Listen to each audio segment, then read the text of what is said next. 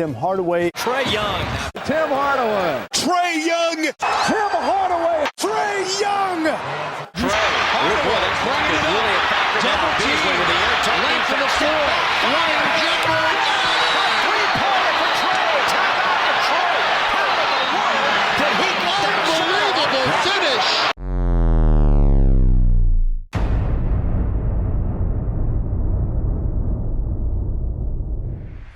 On this episode of NBA Now and Then, the greatest comparisons, we compare two scoring point guards who could take over a game at any time. This player invented the UTEP two-step and later became one of the most exciting point guards from the 90s. His offensive bag is as impressive as any player in the NBA today, and his poise is as cold as ice. We are thrilled to present to you Trae Young and Tim Hardaway Sr. I'm Uriah. I'm Maurice. I'm Lucas. And I'm Ben. And we're here to talk NBA Now and Then.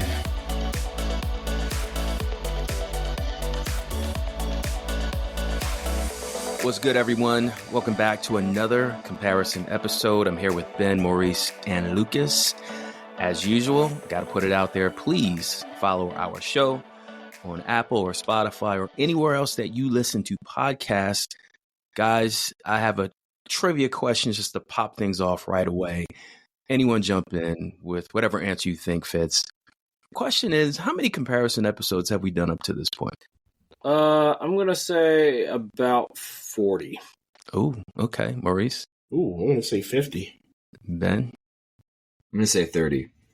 30? Okay. All right. Well, Lucas is closest. From my count, we've done 37 comparison episodes. Oh, wow. Between season 1 and season 2. And of those episodes, we compare the NBA's most celebrated stars. If you're into dunkers with crazy scoring ability, you can check out our Vince Carter to Zach LaVine and Paolo Banchero to Blake Griffin comparisons.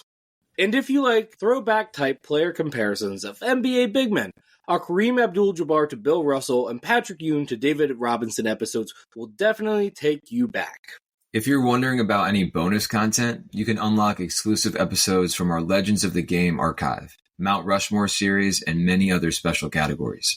If you want to support us so we can continue what we're doing to bring you hundreds of hours of unique podcast episodes, please subscribe today to either Apple or Patreon. Go to our website for more info on how to join the Hoops community we're proud to have grown. Visit www.nbanowandthen.com today and join our community as a paid supporter of our comparison efforts. All right, so you got all the information. Doing all that stuff will definitely help us out. But let's get right to this episode. This is going to be exciting. We're talking Tim Hardaway Sr. and we're talking Trae Young. Ben, why are we comparing these two players? Tim Hardaway, you think about his ball handling and his crossover, Tim Hardaway Sr. People don't really think about that with Trae Young, but if you watch his game, he has incredible control over the ball. He's got a little crossover. He's got a shake. Like he's an incredible, probably top 3 in the league ball handlers. These guys aren't the most athletic guys. They're quick, but They can't really jump out the gym. So that's how these two have had amazing careers because of their ball handling. Yeah, Trae Young's bag is pretty hefty for such a small guy. Yeah, and Tim had the crossover before Iverson. Like he had the crossover when he was on Golden State. That's what kind of got him famous. Yeah. That crossover is going to be the focal point of his feature in this episode.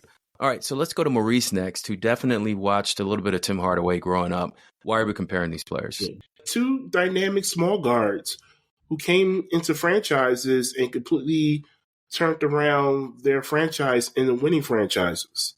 For Trae Young, I'll get into it with his roster, with his teammates, but they went to a conference finals really early on. And even in that Western Conference back then, the Warriors were a pretty competitive team as well. Okay. Yeah, I didn't even think of that, Maurice, the impact that they had on the franchises once they were drafted. Golden State was kind of dreadful in the 80s and before Tim got there and some of the other teammates you're going to highlight. Let's go to Lucas next. And what do you think? Why are we comparing these players? Well, you look at the players, and the thing that stuck out to me about both of them is that they're high-volume scoring guards, which, especially in the 90s and even now in today's NBA, compared to his peers, they're both high-volume guys. And I think that's as scoring playmakers, that's a unique balance, and especially with the volume that they did it at.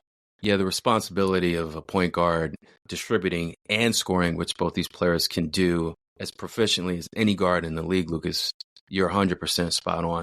I want to highlight the fact that when they came out of college, first of all, they went to small colleges. Oklahoma's not a small college. Well, basketball-wise. Basketball-wise. It's not a basketball. You're right. It's not a small college, but it's not. I mean, Oklahoma's just known for football and basketball. So we know Oklahoma was the home of Trae Young, and he stayed home, kind of like Blake Griffin did. But when it comes to the University of Texas El Paso, you have Tim Hardaway, who, he was drafted in the first round. However, the expectations is like, all right, these guys are like undersized. How are they going to make it in the pros? And very quickly, they prove themselves. So I think both of these players are worthy of being featured and compared. From my angle, it's just like, man, they're so short in stature, but they brought a lot to their teams. And Trae Young still is. So you guys ready to get into it? Absolutely. Let's go. Let's do it.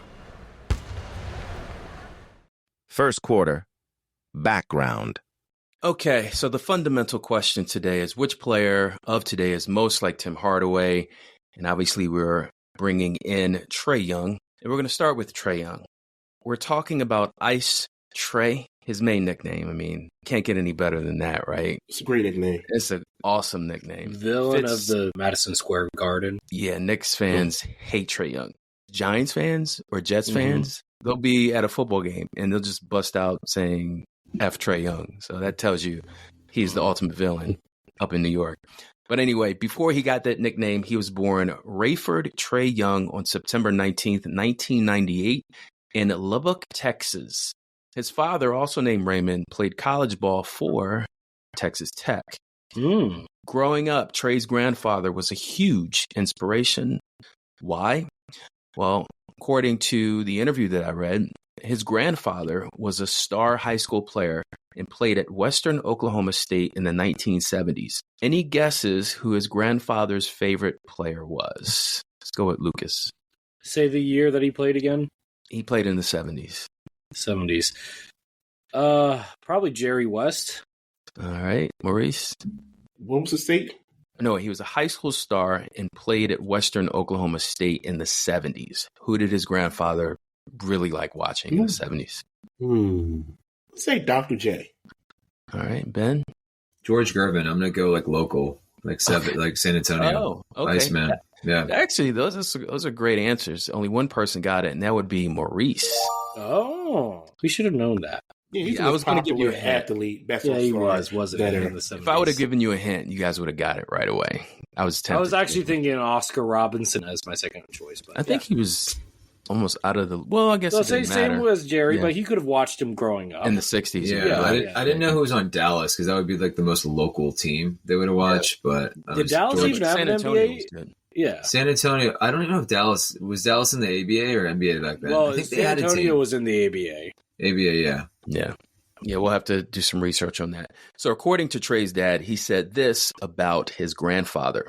He was a great player. He was cat quick, and he could shoot it better than Trae with the same range and was super competitive. Trae gave this quote to an Anscape article written by Mark J. Spears saying, quote, "My parents had me at a pretty young age and my dad was still playing. I always was around my grandfather growing up." Now, the coolest thing about Trae's childhood when it came to hoops was how the three young men, okay, last name Young, not young men, would watch basketball games on Christmas Day and debate about the GOAT. Trae would say LeBron, Trae's dad would say Jordan, and of course his grandpop would say Dr. J.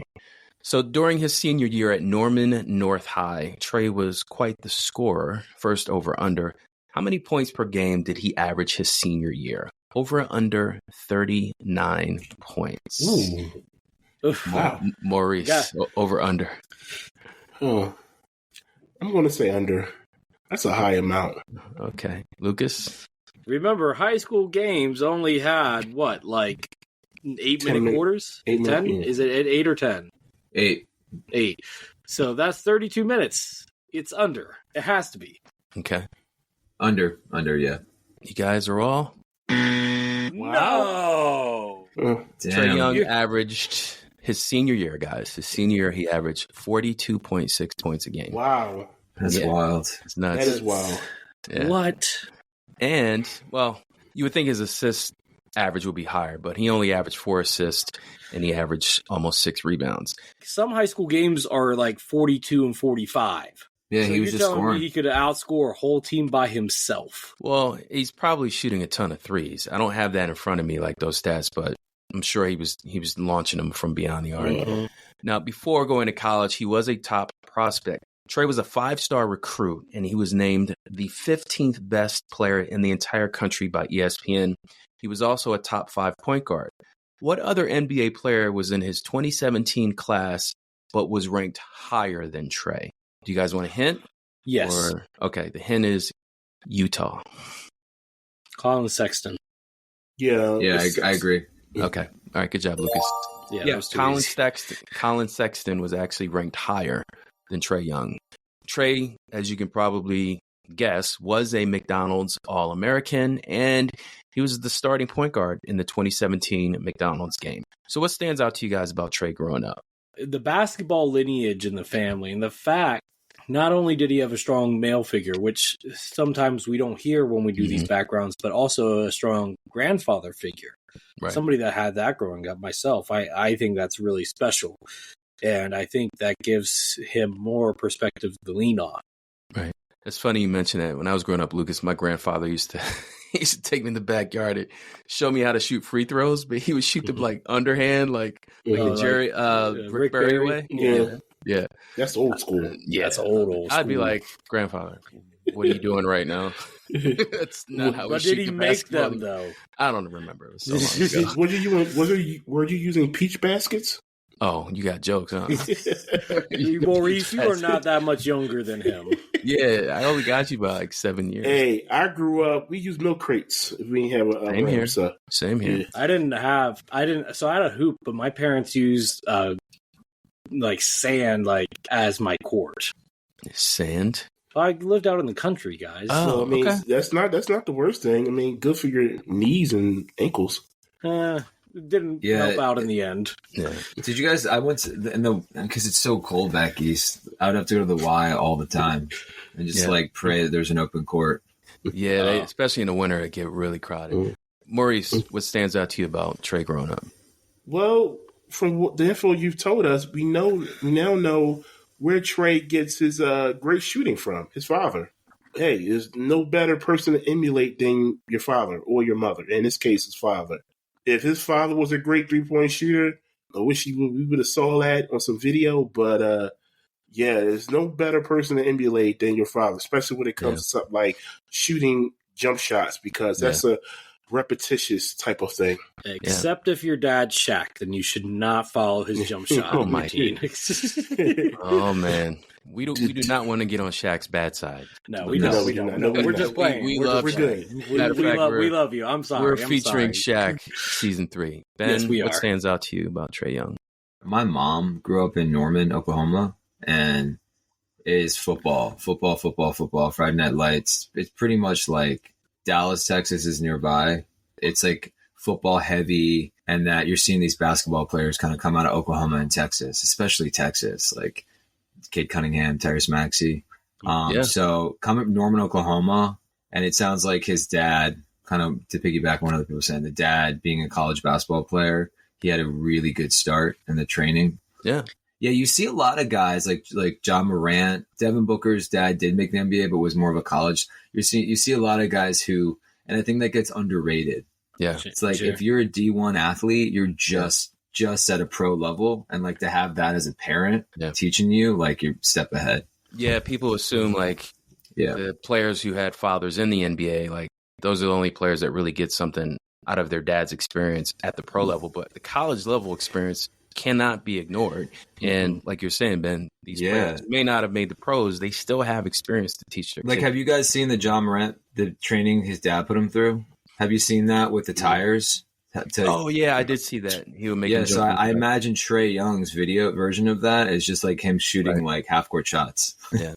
Now, Ben mentioned Oklahoma. Real quick, though, because we all know that Trae went to Oklahoma. Did you guys know that Trae Young was the 4th McDonald's All-American to play for Oklahoma? Can you guys name the other 3? Well, one of them is Blake. One of them's Blake. The other 2, I'll be shocked if you get these. Buddy Hield? No. Didn't Buddy play for Oklahoma? One played in the 80s and played for the Sacramento Kings. He was a forward. Oh, that doesn't help. He played bass guitar. I have no idea. Wayman Tisdale. Wayman Tisdale, yeah. No, nobody knows who that is. Okay. And we know Wayman Tisdale, but this next guy, Jeff Webster. Never heard of Jeff Webster. Never heard of him. Don't know that. What? Yeah. So while at Oklahoma, Trae put up huge numbers like he did in high school, and he was an absolute scoring monster wearing a Sooners jersey. Trae averaged 27.4 points per game, 8.7 assists, and 3.9 boards. Over under his 3-point percentage, 37%. Over. I'm going to go under. It's under, but I'm kind of cheating here because I followed West Virginia, and I know Javon Carter, current NBA player, shut down Trae Young a few times in the Big 12 games. So I know it's under. All right. You and Ben are correct. He shot 36%. Still not bad. No, it's not bad. Still not bad, yeah. So while in college, Trae admitted that he patterned his game after some great point guards such as Steve Nash, Kyrie Irving, Chris Paul, and Damian Lillard. After a 29-10 performance versus Wichita State, college analysts Tom Crean and Rich Hollenberg compared Trae Young to Steph Curry. Mm-hmm. Anyone know why he wore number 11 in college? I don't know who's 11. Because it's one more than 10, the number that Nash wore. No, not necessarily. Who's famous as 11? Is Kyrie Irving 11? Yes. Sometimes. Yeah, Kyrie. I'm going to say Kyrie. So you think it's Kyrie? All right, so here's, I guess it's not really a definitive answer here, but so he used to wear number 3 as a high school freshman because of, obviously, AI, right? But one year when he played AAU, he decided to change it to 11.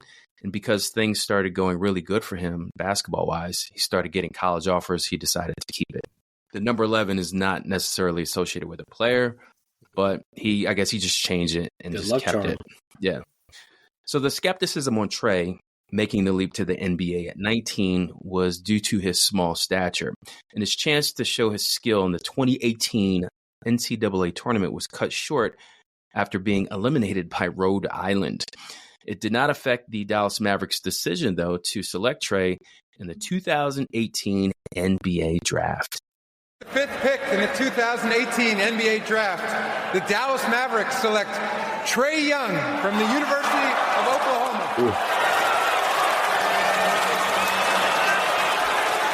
In the days leading up to the draft, the guy was a sensation in college basketball last year. Some said would be slipping.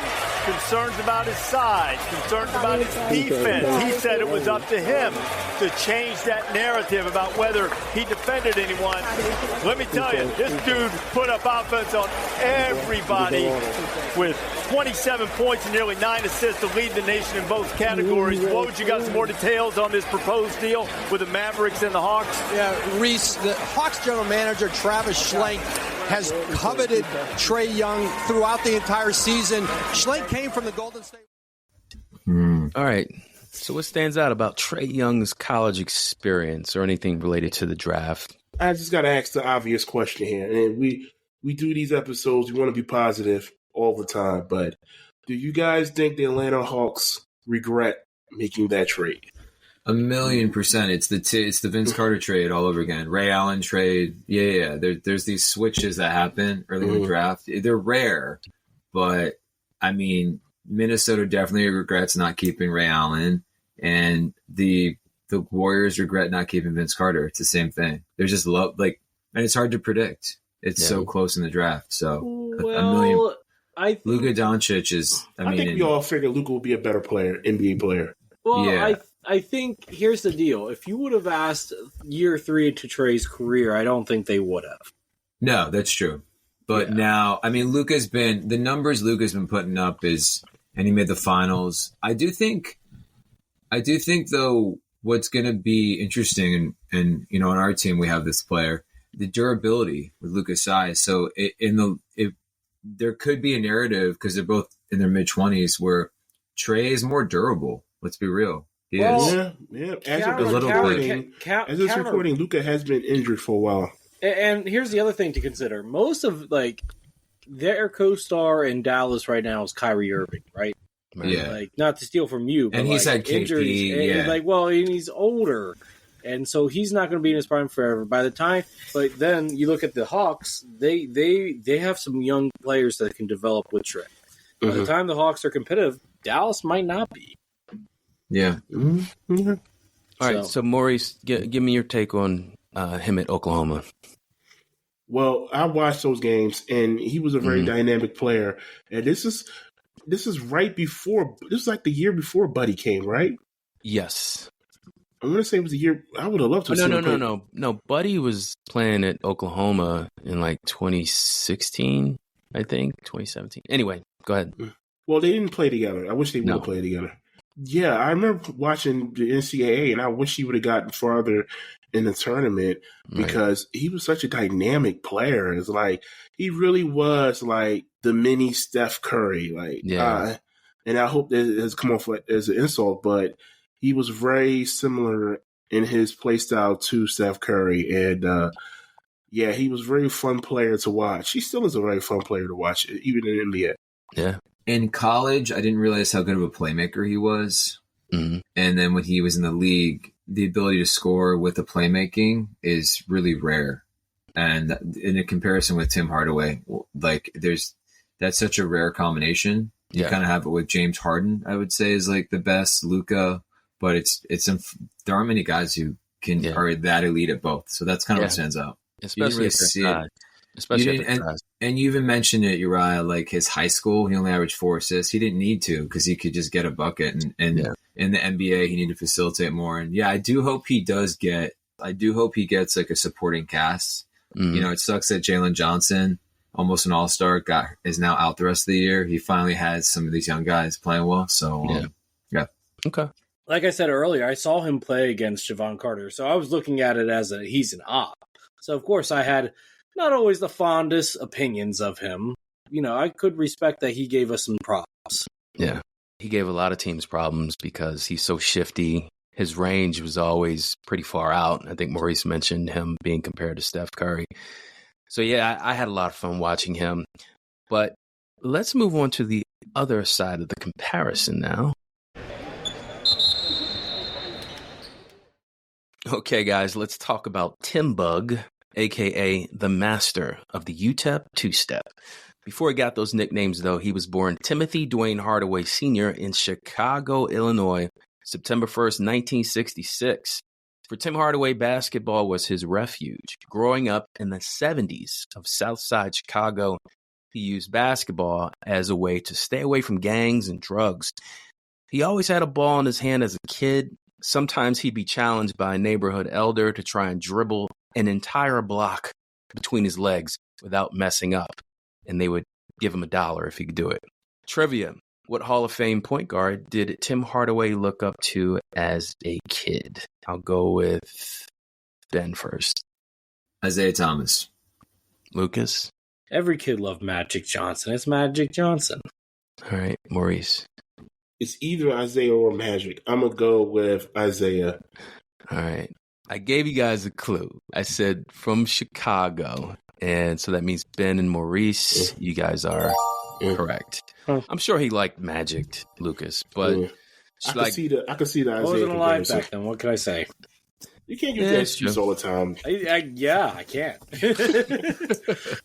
Matter of fact, a man named Donald Pittman one time took Tim out of school to go watch Isaiah Thomas play in the city championship. We all know that Hardaway became known for his killer crossover. Anyone have any guesses how he perfected it? Any exercises that he might have done? Oh, the Pete Maravich drill. I don't really know. I mean, like dribbling around a fence, crossing over trash cans, something like that. That's all I can think about. No. All right.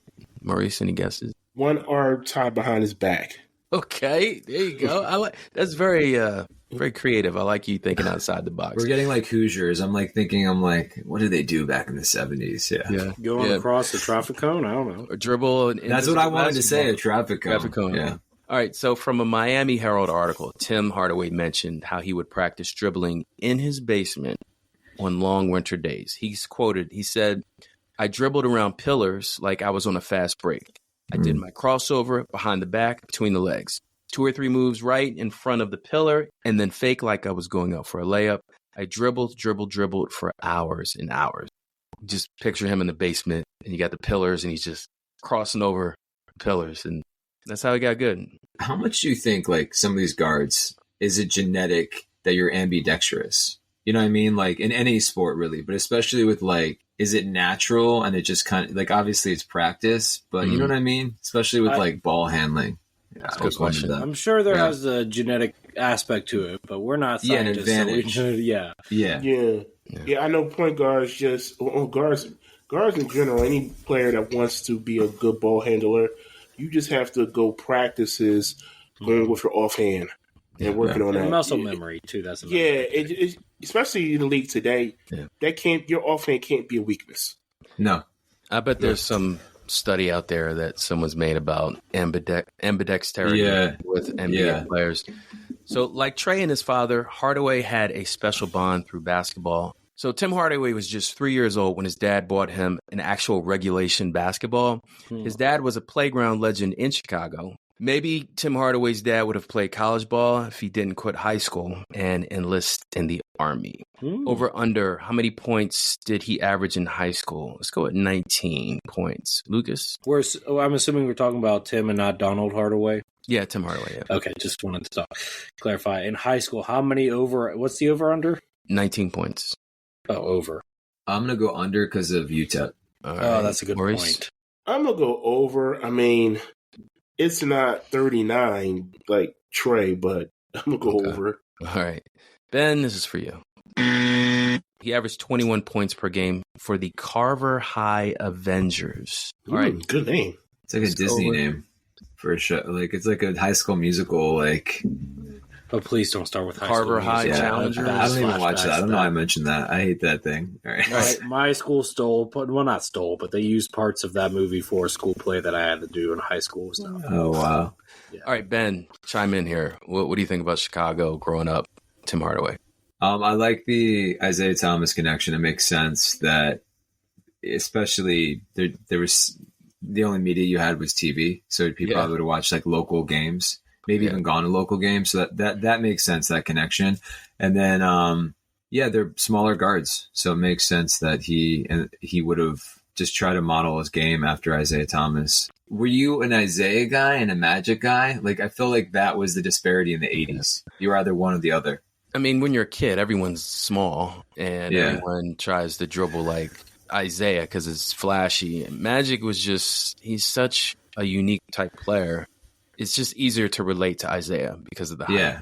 You see a little guy on TV, you see yourself as little, so it's like, I want to play and just to interject on that, I think that's what's going on with kids today, or maybe not kids right now because LeBron's super old, but like within the past 10, 15 years, is it easier to relate to LeBron James, who's like 6'8" doing all this stuff, or Steph Curry, who's 6'3"? Right. Yeah, that's a good point. Launching threes. Maurice, what do you think about the Chicago background? Yeah, there's no better inspiration than Isaiah Thomas in the 80s, because even though he played for the Pistons, he won 2 championships, and that was around the time where where Tim Hardaway was, going into the league himself. So just to have that inspiration right there, and then you go and meet that inspiration, it must have been huge for him. Yeah, the peak of your, I guess, basketball fandom is like high school, right? Middle school. And Tim Hardaway growing up in Chicago, knowing that Isaiah Thomas hailed from Chicago, came up from a very similar rough background. And then excelled in the pros. And remember, the Pistons were always in the playoffs, so they were on TV all the time, national TV. So it's just like, it makes sense that he looked up to Isaiah because he was very accessible on TV. It's just interesting. I grew up in the, you guys did too, where parents still allowed you to bounce basketballs down in the, in your basement, I guess. Right. Yeah. I remember those days. That kind of maybe have a little bit of a flashback there.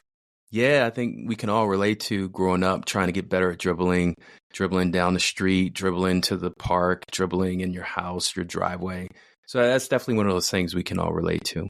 Let's finish this out and talk about Tim Hardaway at the University of Texas, El Paso. He went there for 4 years, which is rare for players these days, right? So other schools that were interested in him, check this out, big name schools, Western Illinois and Chicago State. Think about that. Wow. Are they still Chicago State? That's a good question. So. I'm not sure.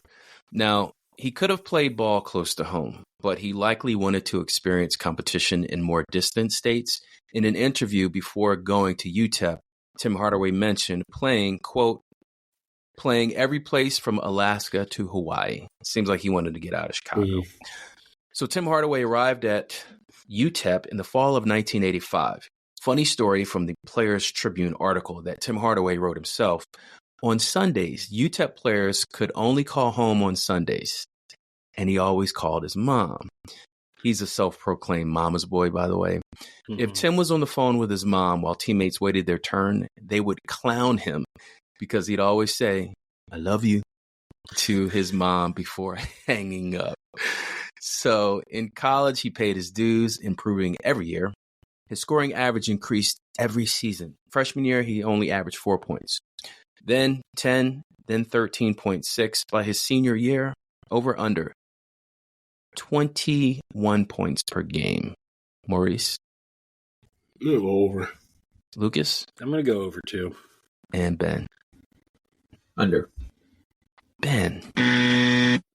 It's over. I thought we had to be different. Go with the group. Try to be different. Okay. All right. He averaged 22 points a game. It's still not as much as Trae, but considering the growth of Tim Hardaway.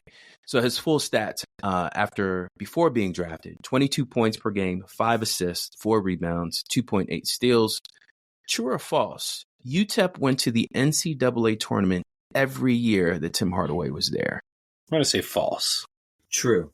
Ooh, he averaged 4 his first year, so I'm going to say false. All right. And a mid-major like them, they would have had to win the conference championship every year, so. Okay. Ben, for being different, this is for you.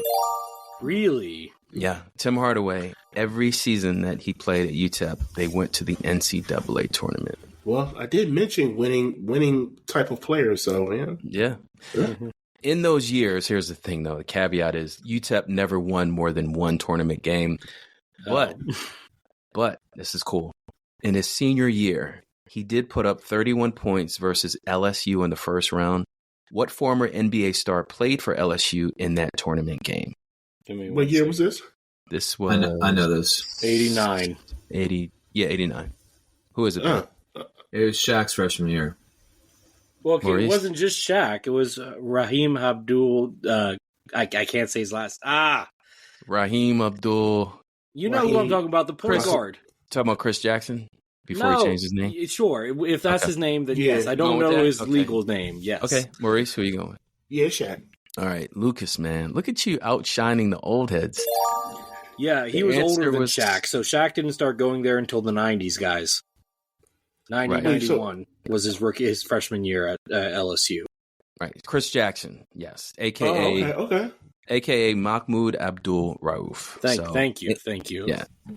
And in that game, Chris Jackson went toe-to-toe with Tim Hardaway. Chris Jackson had 33 points, who, by the way, we definitely want to compare him to someone. I suggested somebody for him, just saying.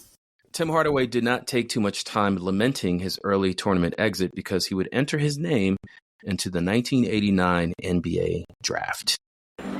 With the 14th pick in the 1989 NBA draft, the Golden State Warriors select Tim Hardaway from Texas, El Paso. In the backcourt, the brilliant Timmy Hardaway, El Paso, Texas, 6 feet 175, second year. Hardaway. What a move! Oh, He exploded and goes. That was brilliant. Oh, yeah. Here we go.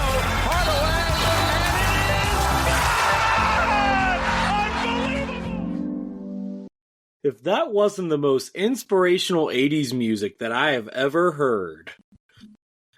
I'm more inspired by her dancing. I know. It was pretty good, right? Got some good moves. I'm telling you, I wish everybody could have that. We have to do that NBA video. We have to do it on just. No. I refuse. You have to watch this. It's going to change your life. I saw myself just do. Oh, wait, sorry. No, he's saying watch the video, not.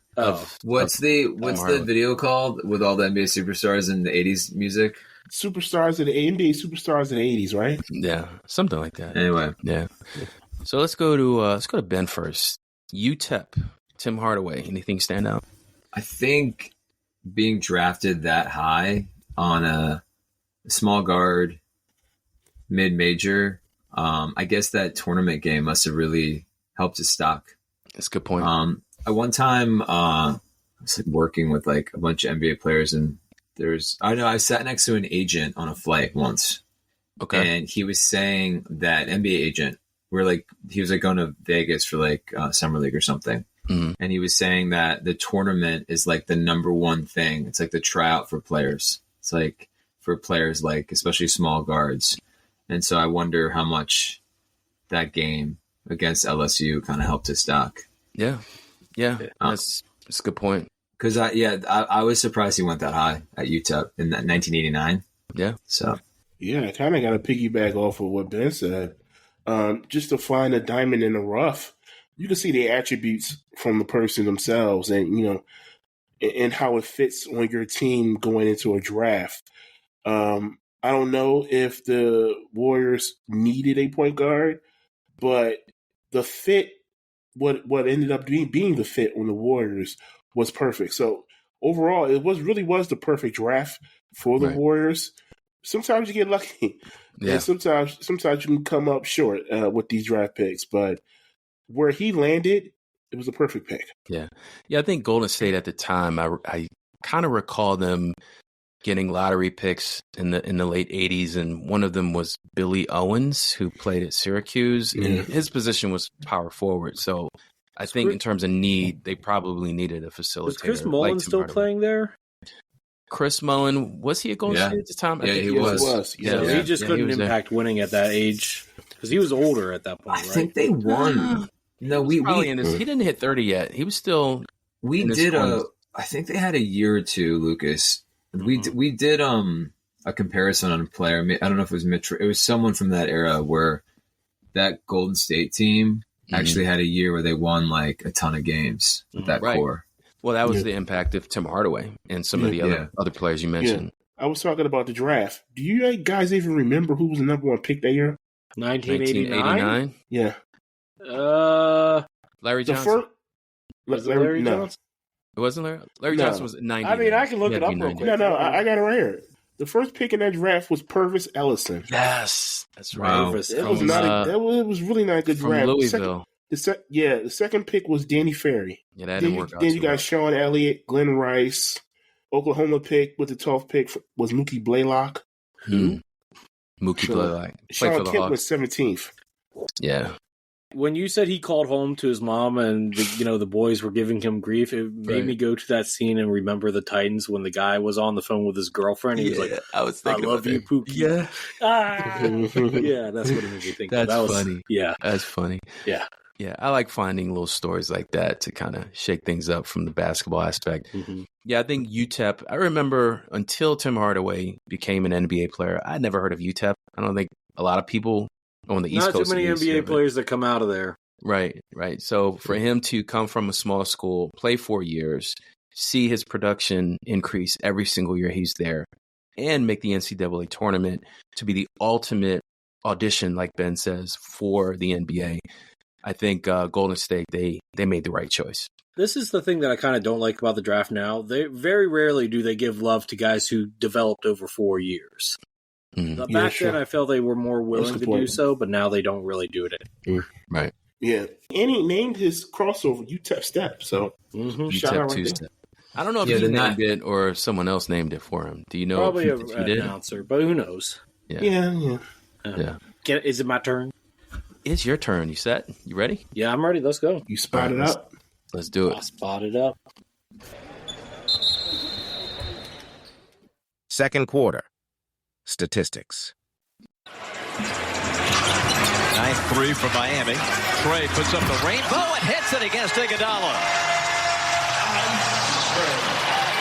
Well, you knew that was coming. Looking. Has daylight.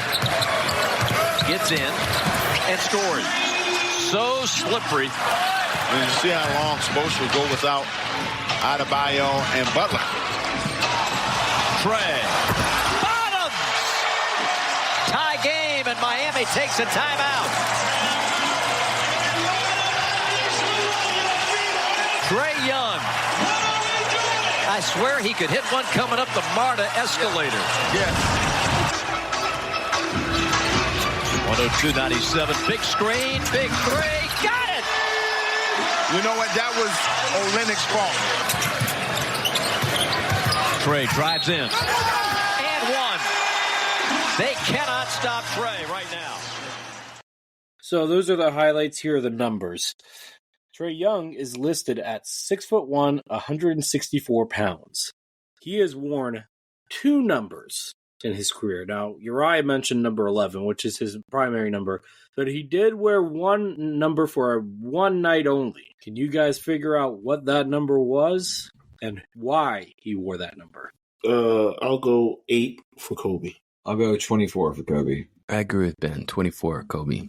It's actually number 8 for Kobe, so Maurice got that one right. That's for me and Ben. Yes, clearly. So, but yeah, he wore it on Kobe too, for that one night. That being said, Trae Young's career stats are pretty interesting here. I'm actually going to go not with his highest scoring season or even the season with the most assists, which is currently this season. Okay, I'm actually going to go with last season because there's a good balance between the two. He averaged 25.7 points per game, 2.8 rebounds, 10.8 assists, 1.3 steals, 0.2 blocks, 4.4 turnovers, and only 2 fouls per game while shooting 43% from the field, 37.3% from the three-point line, and 85.5% from the foul line. So any initial thoughts out of that? Efficiency is pretty good for him. That's good efficiency for him. I don't know about the field goal percentage, but the other 43%? No, Lucas, even in that Sixers series, he only shot like 38%. Like 44% is really high for him. Well, I'll just say this. Going right to the Sixers series. No, but that he only shot 38%. I'm serious. Like that's memorable. So the fact that he's shooting 44%. Because this year he's only shooting 40%. 43. His career average, for his field goal percentage, he only got over 43% once in his career. 46% in 2021-22. Right. So. I was actually going to say the 3-point percentage, 37%. That was higher than his college numbers percentage-wise. And the 3-point line in the NBA has different dimensions farther out. So that shows you that he has a pure shooting stroke. He may not make as many as, say, Steph Curry, but he's got range. Yeah. You're going to get into the career highs. I'm interested to see what his career 3-point percentage is, but going by just a 37% from that season and how it continuously grew from college to the NBA till now, that's actually really good. Now, he takes a lot. It's a high volume. I can assume that much. 8.7 this season. I mean, that for that season was 8.7. And I'm sure it's probably higher this season. Oh, it's 9? 8.4. Okay. All right. Fair enough. We talk about the 3-point shooting, but he has one of the best, if not the best floater in NBA today. Him, Kyrie, some of the best floaters. So with Trae Young, it's either he's beating you with a deep 3 or he's taking you, putting you in jail, as they say, and he's giving you a floater at the rim. Just to put into perspective here, every season his 3-point percentage has gone up and down. It's never been consistently going up or down. It's just been inconsistent in that way, 3-point percentage. Okay. His first year was 32%, second year 36%, third year 34%, Fourth year, 38%. Fifth year, 33%. Last year, 37%. And this year, 34%. So not the most consistent three-point shooter. Wow. High value. I wonder if it has to do with he probably gets double teamed because there's really nobody. He shoots a lot off the dribble versus corners. True. He takes difficult shots. So he takes a lot of difficult shots. And obviously, the deeper, the less percentage-wise it's going to be. Mm-hmm. Until this season, the years that he had a lower three-point percentage was years that he took less attempts. Okay. Around 6 attempts versus, the years that he had high ones, except for this year, it was around 8 to 9 attempts. So his career stats right now are 25.2 points per game, 9.7 assists, 3.5 rebounds, 1 steal, 0.2 blocks, 4.2 turnovers, and 1.7 fouls. Field goal percent, he shot 43.3%. On three-pointers, he shot 35.3%. And from the foul line, he shot 87.1%. Okay. So, this is interesting. Over under. Career high of 60 points. Over under 60? Yes. That sounds about right. I'll go over. Okay. Maurice? In today's NBA, everybody's scoring 50 and 60 points. I'm going to go under. I was like 58, I think. 59, something like that. Ben? Under. Yeah. Okay. Uriah, this is for you. No, that's not right. And you know it. There you go. Yeah, it was actually 56. Okay. Yeah. All right. Yeah. But he also has a career high of 8 3-pointers made in a single game. I thought that was interesting considering how much he shoots them. Career high of 13 rebounds. Wouldn't expect that from a guy that's 6'1". I think that's pretty impressive. Well, he's not skying with the centers. He's but getting those long still 13 rebounds for a 6'1" guy is pretty impressive. It is. Now, over under 21 assists as a career high. I'm going to go over. You're going to go over, Ben. Over. Uriah. I'm going under. Uriah, this is for you. You did again. No, that's not right. Stop giving yourself the bling. It's trying to be different. It's 22. Right. It's 22. Okay. And he had that during this season, actually. Cool. Prior to that, it was 20. So you would have been right then. That being said, he also has had 5 steals in a game, 2 block shots, 11 turnovers, and actually, he has never fouled out of a game. Oh. 5 that's interesting. Personal fouls, yeah. So anyway, any thoughts on these? I'll go to Ben first. I'd say the 22 assists. Okay. He could get 30 in a game, the way he plays. He could. I think with better teammates. And it's a shame this season he finally started getting some talent. They've drafted really well. They had the number 1 pick and then Jalen Johnson. So I think that's why his assist numbers are so high this year. They have been, is the players are just a little bit better scoring. If he gets on like a team with another superstar, he could average like Stockton numbers in assists, I think. Maybe. Agreed. Yeah. Uriah, your thoughts? I'm going to go with Ben on this one. I think the assists, getting over 20 assists is always a remarkable feat. Now, see, I thought you were going to say the fact that he's never fouled out of the game. No. Because I know that's your favorite stat. I don't think, we might have had one player that's never fouled out in his NBA career. Oh, no, I stopped doing that stat because I knew it annoyed you. There were a couple. Oh, so you brought that up to annoy me. No, he doesn't really play much defense. I saw it, and I'm like, this is actually interesting. It would have to be like him offensive fouling out with Trae Young. I think the one thing that makes him such a threat is because his floater is so reliable and he's a quick decision maker. He can get these assists in traffic, on the break, half court set. He just, for his size, he has really good court vision, which is something that I wish would be considered because he's been snubbed. Currently, we're recording before the All-Star. I mean, how do you lead the league in assists and not get an All-Star nod? Yeah. But I know he's inefficient, but his playmaking is truly, truly special. Mm-hmm. I will tell you this. He's only gotten over 10 turnovers in 2 seasons.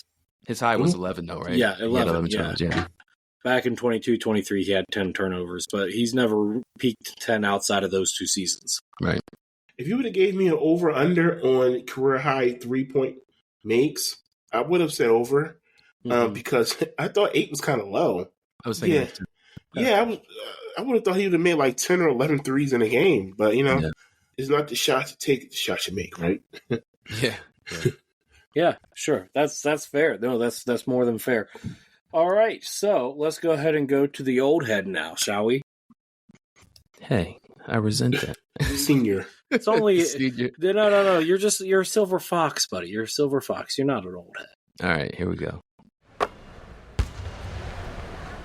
Third, 9 of Miami's 11 points have been scored by Hardaway in this third quarter. He can take over a ball game. Fires again.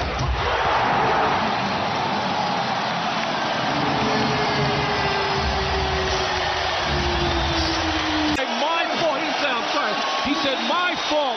That almost empowers the player and builds his confidence up, saying, hey, don't worry about that turnover. I'll take the heat for that. You keep playing, and you can see Tim Hardaway, and every time it's happened, New York has gotten an excellent high percentage shot. Hardaway for 3.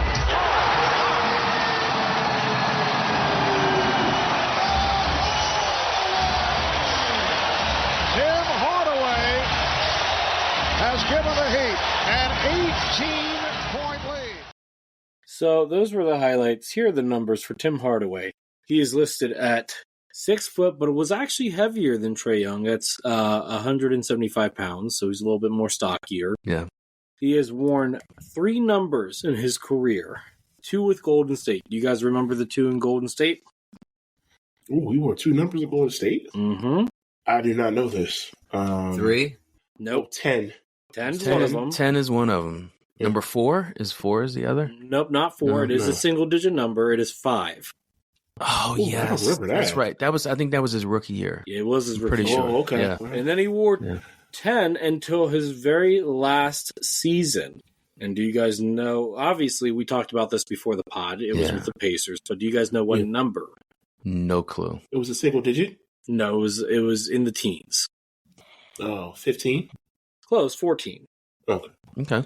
So 5, 10, 14. Those were his numbers in the NBA. Now, I'll be honest with you. It's kind of hard for me to choose a season here. But I settled on one. And I went with the 91-92 season, his third year in the NBA. Which I feel like he peaked a little bit early. But that's okay, though. That's okay. That happens. Yeah. He still made, plenty of All-Star games and All-NBAs afterwards. But this season, his third season in the NBA, he averaged 23.4 points, 10 assists, 2 steals, 0.2 blocks, 3.3 turnovers, and 2.6 fouls, while shooting 46.1% from the field. On three-pointers, he shot 33.8%, and from the foul line, he shot 76.6%. Actually, if I'm thinking about it, very close to Trae Young's best season. Yeah. So, anyway, any initial reactions to those numbers? I'll start with Uriah first. You got to remember, in the 80s, you had Magic, you had Stockton, Kevin Johnson, elite point guards who could impact the game in a number of ways. And then here you have this young kid out of UTEP, of all colleges, and he's putting up 20 points, 10 assists. I think that shows you his impact, not just on Golden State, but on the position itself. And for a guy who's only 6 feet tall to do what Magic was doing, Stockton was similar height, but at the same time to put up scoring numbers and be a dual threat like Trae Young before Trae Young was even born, right? I don't think Trae was born yet. I think it speaks volumes about his talent. Yeah. I looked up that season. They won 55 games.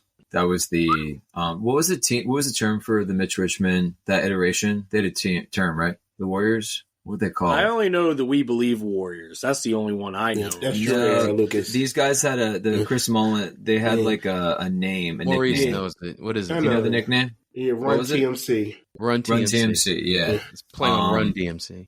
Yeah. So they won 55 games, and they were a really young team. And then Tim Hardaway ended up getting hurt. Tim Hardaway ended up adjusting his game a little bit. He lost a little bit of his athleticism because he was out. I don't know the injury, but he missed an entire season. Yeah, he did. Yeah, that was the 94 season. He tore a ligament in his knee. Yeah. Wasn't as dynamic, but still a really good player.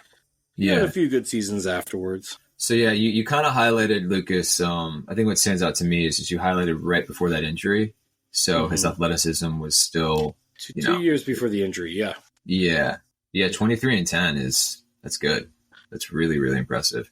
It's funny when we look back at these guards, I guess they just didn't work on free throws because like AI, even players like that, it's in the 70s. You never see that nowadays. Yeah, that kind of threw me off as well. Lucas, you said 74%? So his career of 76, but his career average on free throws was 78.2. That's wild. It's still kind of low. He only broke 80% in 4 seasons in his career. Ben kind of stole my thunder because I was going to highlight the 91-92 season, still am. That was their first really competitive season with the Warriors. I wanted to highlight that clip that Uriah played. He can get hot, like really hot in a game. Right. And it's very similar to Trae Young, so that's where the comparison really comes in. Just two dynamic players, smaller guards who just changed everything on the court. And fun to watch. Both and players. fun to watch. Yes. Extremely fun to watch. Yes. Captivating. Yes. And Tim Hardaway Sr., he was a competitor too. Yeah. Like he would talk some trash to the court too. Remember he scored on Barkley and he's like, yes. He's only 5 inches taller than you, dude. He's only 5 inches taller. Don't make it like that. Don't make it like that. I mean, he's 6 feet. It's like 100 pounds, though. Yeah, 100 pounds, yeah. I do want to note one thing. We talked about volume on the three-point shooting here. There were a few seasons that, now obviously three-point shooting was a little bit different back then. And on his career, he only attempted 5 three-point shots a game. But there were several seasons that he averaged between 6 and 7. Really? Yeah. That's pretty high. Later on in his career, actually. The first time was the season after his injury. He averaged 7.2. His first season in Miami, he averaged 7.3. He had a few in Miami that he averaged around 6. Yeah. So, he was playing with Alonzo Mourning, so that kind of the space that Alonzo probably created on the block, yeah. Yeah, he never, outside of his rookie year and not even his last year, outside of his rookie year, he always attempted at least 3 3-point attempts a game. And if you take out his second year and his last year, he always attempted at least almost 5 per game. I think that was good that you brought that up, the volume comparing Trae, because we all know Trae is going to be high volume, but it's been so long I couldn't even tell you how many threes. But if you think of a player that played in the 90s and early 2000s, 5 3-point attempts is probably, I would suspect, without looking at the notes, is probably on the high end. Yeah, I'm pretty sure it is too. Yeah.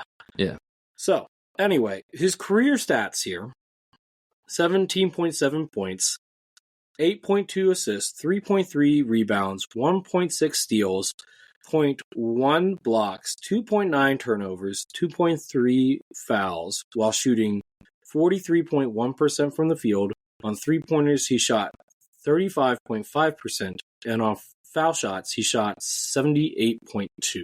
Just once again, efficient, does the job. Just a point guard who, compared to Trae, just a point guard who was dynamic and did everything the right way. Just the 8 assists for his career, that says a lot. Because, like, as a point guard, you would hope that your point guard for the duration of their career at any franchise would be as close to 10 as possible, double digits, and 8 assists for his whole career. That tells you he was very consistent. Well, let me ask you guys this, because you guys were alive and paying attention at this point to basketball. Was he more famous when he was on the Warriors or when he was on the Heat? I feel like he he was better on the Warriors. That's a good question. But I feel like he's more associated with the Heat. I'll defer to Ben. Let's see what he thinks. It's tough to say because the Warriors run was so short-lived. He only played for the Warriors, not including his injury season, 5.5 years. Yeah, and then he only played for the Heat for the same. But the thing with the Heat was they always made the playoffs. They were like the 1 seed a number of times. Mm-hmm. Yeah. So like, not to steal Maurice's thunder, but they were like powerhouses. So I think the league, from my standpoint, they were always on national TV. This would have been the mid late 90s. So you just always saw Alonzo Mourning and Tim Hardaway on your TV battling MJ. Battling Iverson, just the Reggie Miller. So he's more known for his Miami days, but we can agree he probably has statistically better seasons with the Wolves. Yeah, and you got to remember the Heat, they're the Allen Houston shot team. They were the 1 seed that fell to an 8 seed. Yeah. And they had a number of stuff like that. They kept losing to Jordan. Like they underachieved in the playoffs, but it was close. It was very much, they didn't get swept. It just was competitive. So Tim Hardaway was so popular in different ways. His play on the court definitely got him attention. He became a fan favorite across the NBA, especially with young kids. But he had a pair of sneakers that Nike had produced for him. They were black with a gray X across. Do you guys remember seeing those, the Tim Hardaways? Yeah. They were like straps. And I had those. I actually used to play basketball in those.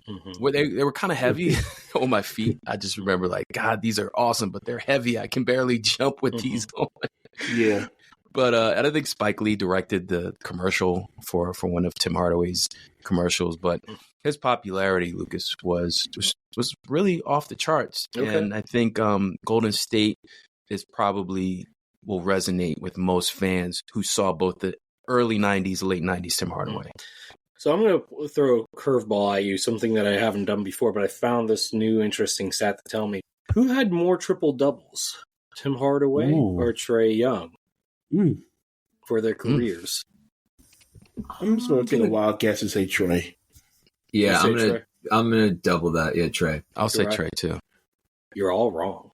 Really? According to StatHead, Tim Hardaway has 4, and Trae currently only has 3. Okay. Okay. Wow. That's a good grab there, Lucas. Yeah, good one. I found that I was getting ready to scroll down to the career highs, and then I saw that little StatHead thing, and I'm like, oh, let me throw this curveball at Jump on that one, yeah. Yeah. Remember, whenever we compare a current player to a former player, when we get to the former player, it is either over, under, equal to. Okay? Keep that in mind. Gotcha. Let's go for career highs. Is Tim Hardaway's career scoring high over, under, or equal to Trae Young's 56? You're right. Oh, it's under. It's got to be under. It is under. Yeah. It's 45. Yeah. That was a layup. Yeah. That was a layup. Yeah, he's not known for like a big scoring output. No. Now, we go to 3-pointers made because that's kind of one of the things we're talking about here. Trae Young had a career high 8 made. Over, under, or equal to Trae Young's career high of 8 3-pointers made in a game for Tim Hardaway's team. This is tricky. We haven't even gotten to the tricky stuff yet. I'm going to say equal to. Equal to? Under. I like that, Maurice. I'm going to say equal to. Ben, this is for you. Ooh. Nice. Yeah, it is 7. Guys didn't shoot threes back then. Yeah. I mean, it's close. It was 7. It was 7. Yeah. So that was actually pretty close. Yeah. He probably did on Miami. Probably. Yeah. Now, remember, when we did this comparison, and I need to pull this back up and make sure I get this right, Trae Young had 13 rebounds as a career high. Does Tim Hardaway have more than, less than, or equal to those same amount of rebounds in his career game? I'll say under. Under? I'm going to say over. Over. Well, guess what? Uriah, this is for you. Yay. Under. Now, we're going to go to assists next. Now, we can acknowledge that both of these guys are great playmakers. So, yes. Trae Young had 22 assists as a career high. Tim Hardaway, over, under, or equal to 22 assists as a career high. Over. I'll go under. Maurice is waiting for me. Yeah, I was waiting for you. I'll go under as well. You guys should have used your equal to on this one. You're all wrong.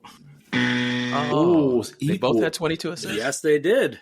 Oh, wow. Okay. Yeah. There's your trivia, Maurice. There's your trivia. Yeah. That's a good one. Right there. Yeah. All right. He had 8 steals as a career high, so much higher than Trae Young's 5. Right. And then he's had 3 blocks, which is also higher than Trae Young's. He's actually had less turnovers as career high with 10.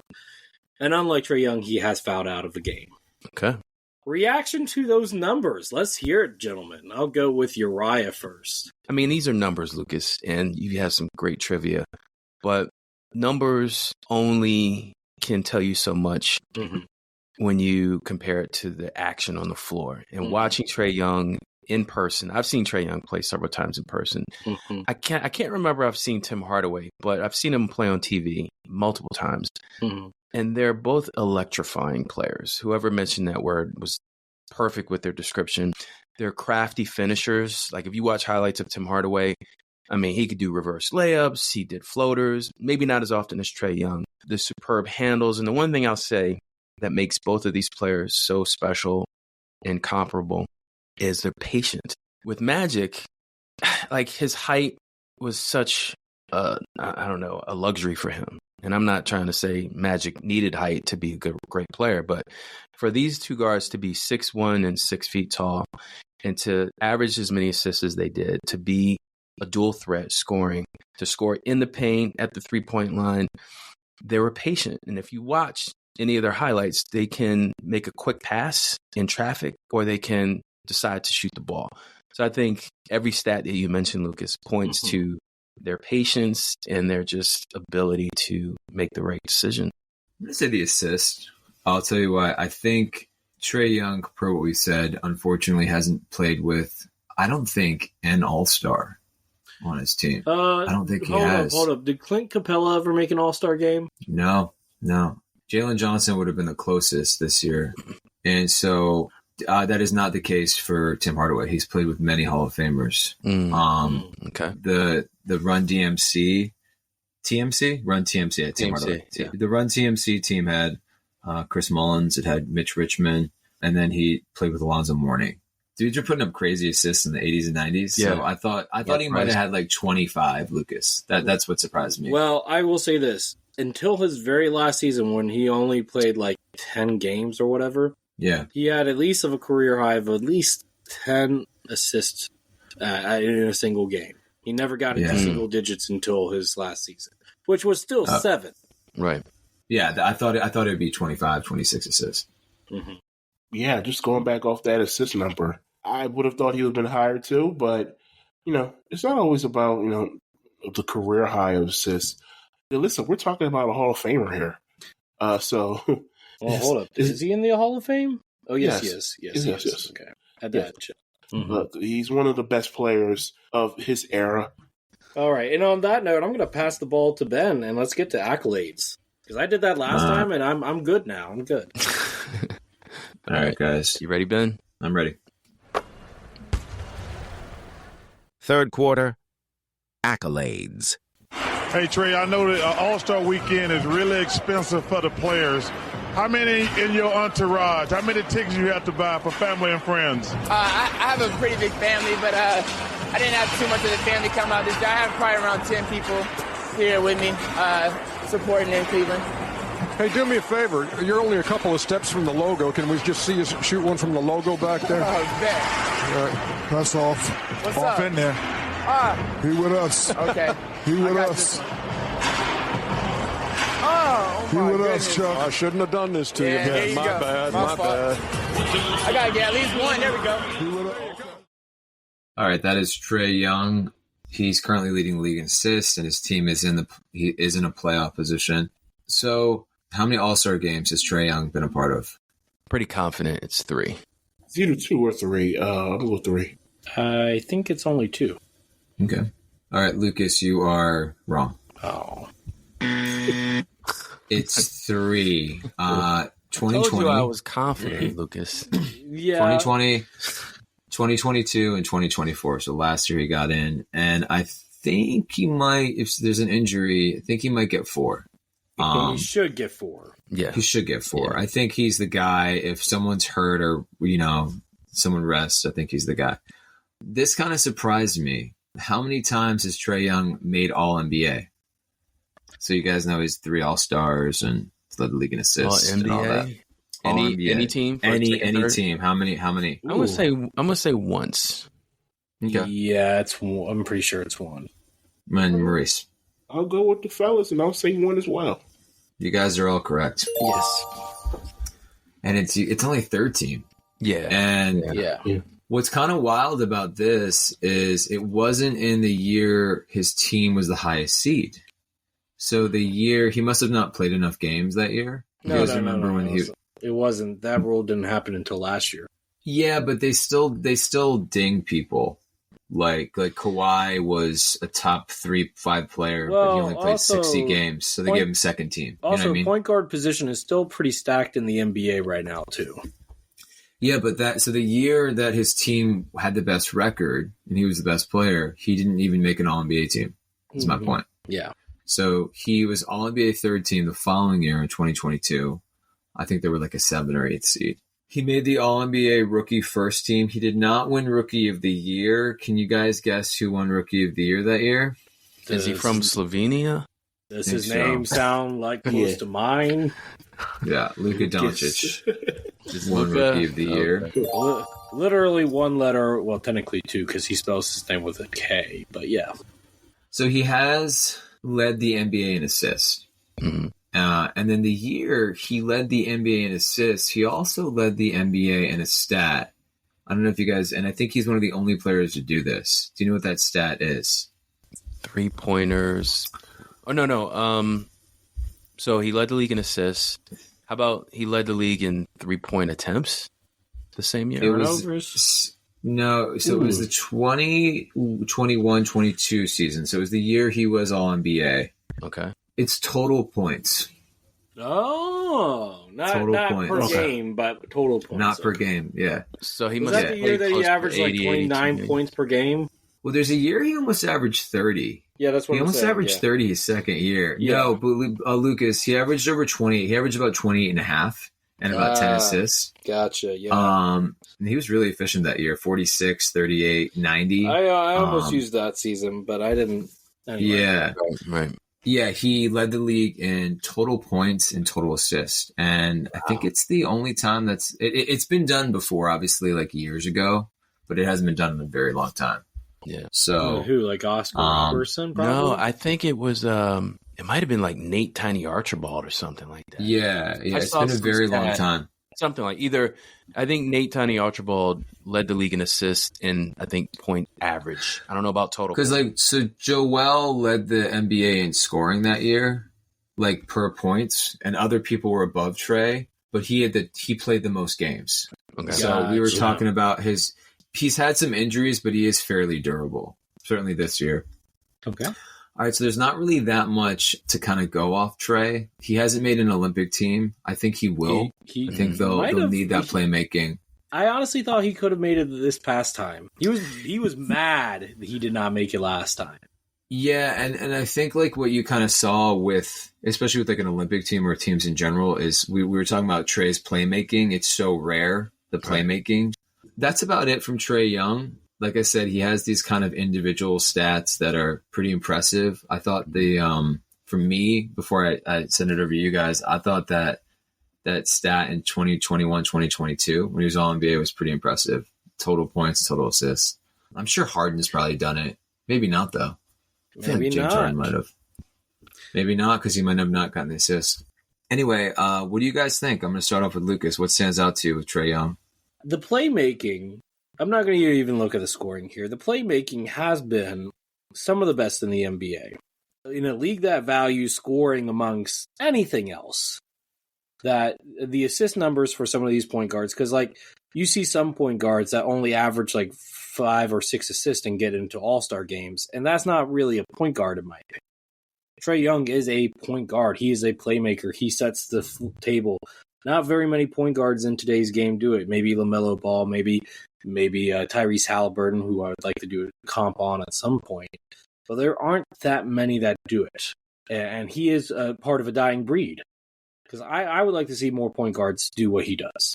And I don't think it's appreciated among the voters for awards.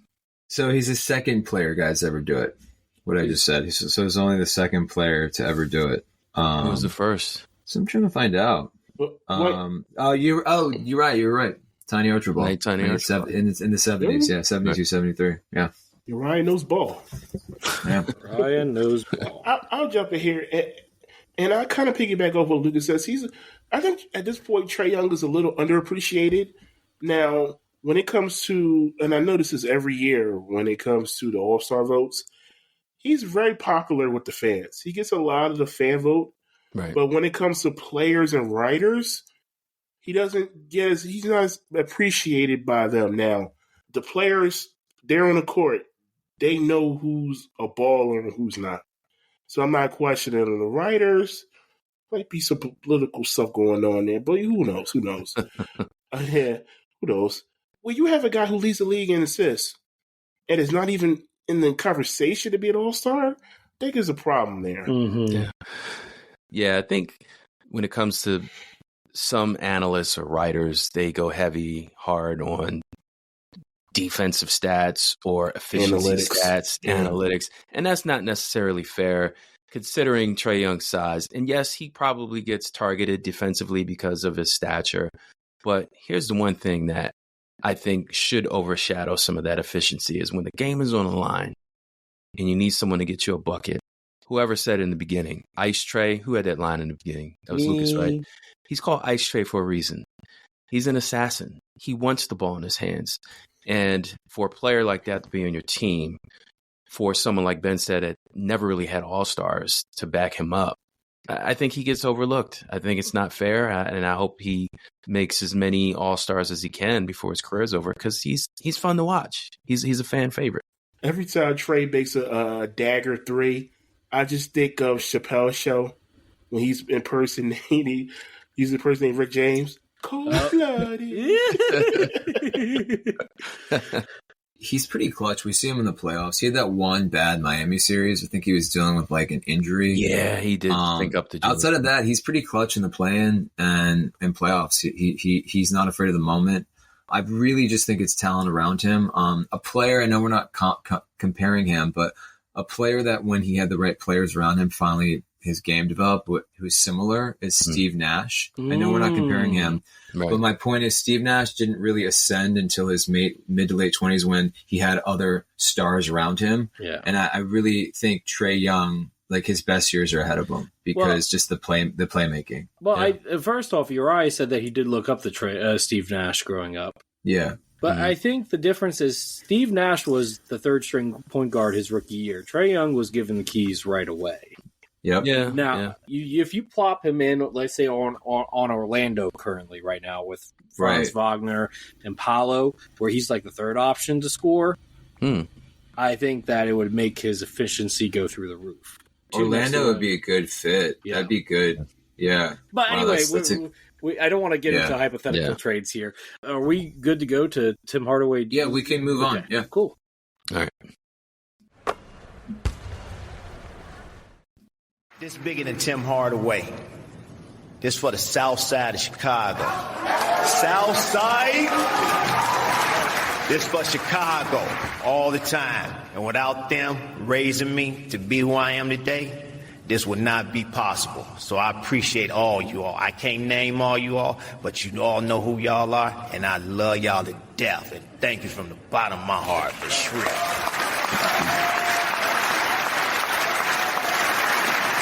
But I am very honored and humbled to be enshrined in the Naismith Memorial Basketball Hall of Fame 2022 class. I appreciate it, and thank you very much. So that was Tim Hardaway receiving the Hall of Fame induction and thanking Chicago. So, oh wow, I didn't realize it's interesting. Learned something. All right, I'm going to keep it consistent. How many All-Star games did Tim Hardaway Sr. make? This will surprise you. For me, it did. It surprised me. I'll wait until everybody's else. But I guess he was it's tough in the guard position back in that day. Yeah, especially in the West. Yeah. I'll throw out a number. I'll say 4. Well, and the East. I'll say 4. Yeah. 4. All right, Lucas. I'll wait until Maurice goes. I know the answer. I'm just going to wait. It's 3. It's 5. All right, Lucas is right. Mm-hmm. I thought he'd have at least 7 or 8. Yeah, that's what I would think. Yeah. Just because Miami was like the number 1 seed, so I thought kind of what you saw with Cleveland getting 3 players. I just thought They were like Miami was the 1 seed, like, I want to say at least 3 or 4 times. Yeah. So. And you got to keep into account, too. Tim Hardaway's prime was basically the 90s. Yeah. And he got to Miami in 98. So. No, 95, 96. No, you got to Miami in 96. Oh, okay. Yeah. Well, You're right. like, You're right, Maurice. Yeah. But while there weren't that many point guards, that injury took him a while to come back from. Yeah, he missed the whole 94, 95 season, played one more season with the Warriors, and then he went to Miami. Oh, you know what? No All-Star game in 99. Oh, so he would have been an All-Star. That's right. Yeah. They were the 1 seed, so he would have been, there's an asterisk. He and would have been 6. He was only 3 years away from retirement after that. Yeah, and you want to know something crazy? I definitely would have been an All-Star that year. Tying into this, how many All-NBA teams and what teams were they? Did Tim Hardaway I can't tell you the teams, but I can tell you how many, and I'll wait until everybody else is gone. I'll just match the All-Star numbers that Lucas said. I'll say 5. Okay. I'll say 4. And 4? All right. It's 5. And Lucas. I don't know how many All-NBA, like which teams, but it was 5. It is 5. He only made All-NBA first team once, though. I know that. In the 97, his first year with Miami, I think they won 61 games. They were the 1 seed. So Miami was the 1 seed over the Bulls. The Bulls' last three-peat, the Bulls weren't the 1 seed a lot. Wow. Obviously, really? yeah. Obviously 95, 96 they were. Yeah. But Miami was actually the 1 seed a few of those years. I forgot that. Yeah. They and then they were the 1 seed in the bubble year.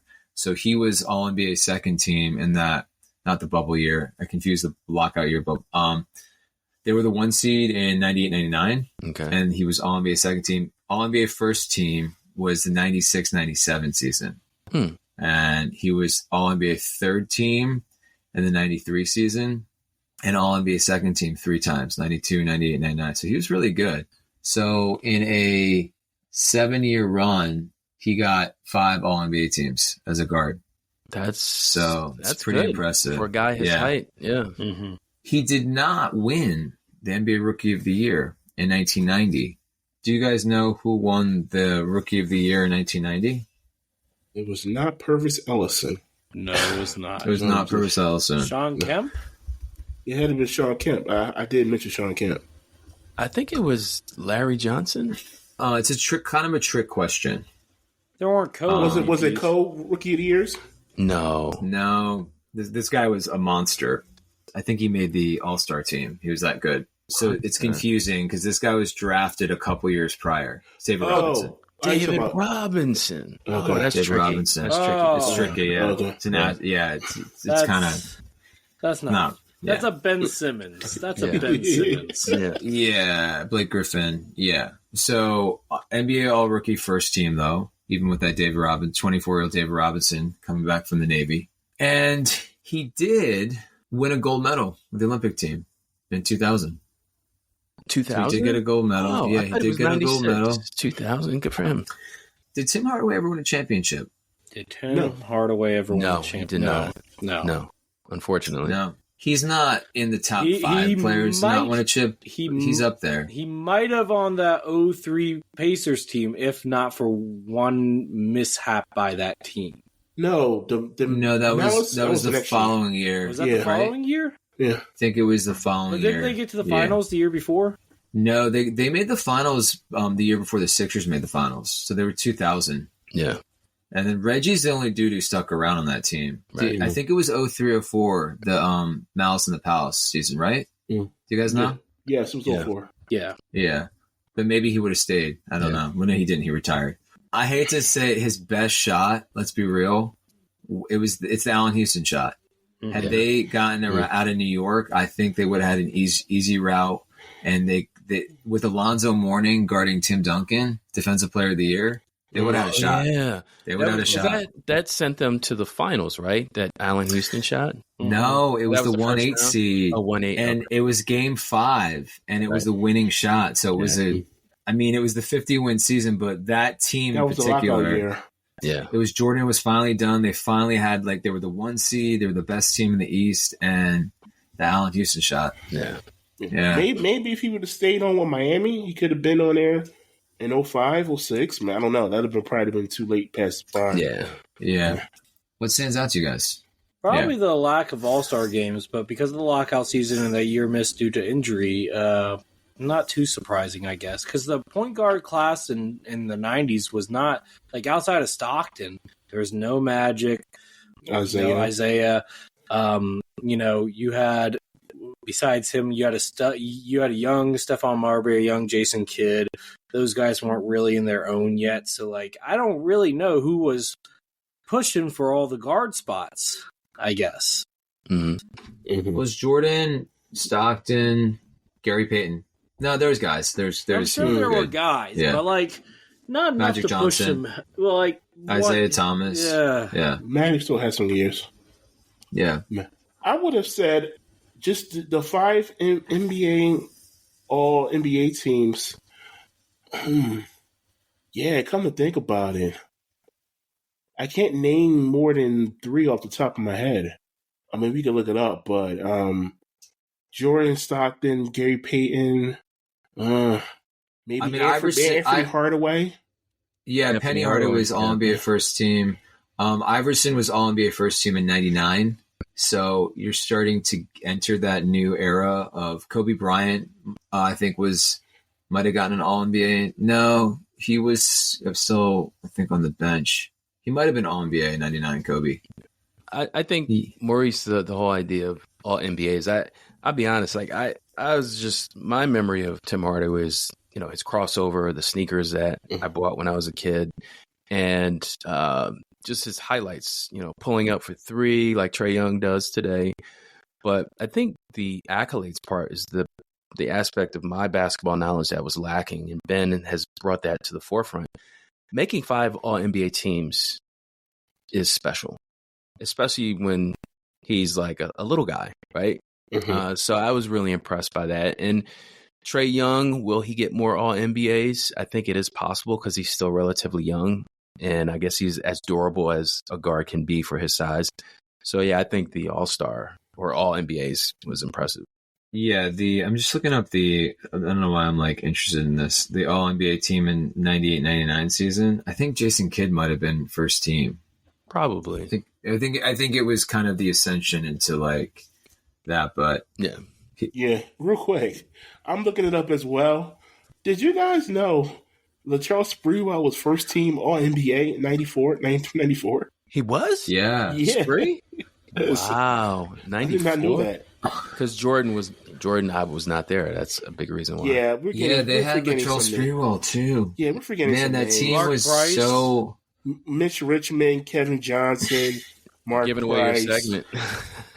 Yeah. Oh no, these are all. These are all NBA. Okay. And Penny Hardaway was like, I think he was first team All-NBA. He was a really good guard. Mark Jackson. Yeah. In 92-93, he was Kevin Johnson. He was third team All-NBA with Drazen Petrovic. Number 2 was Stockton and Joe Dumars. And 1 was Mark Price and Michael Jordan. So he did have some competition there. Yeah.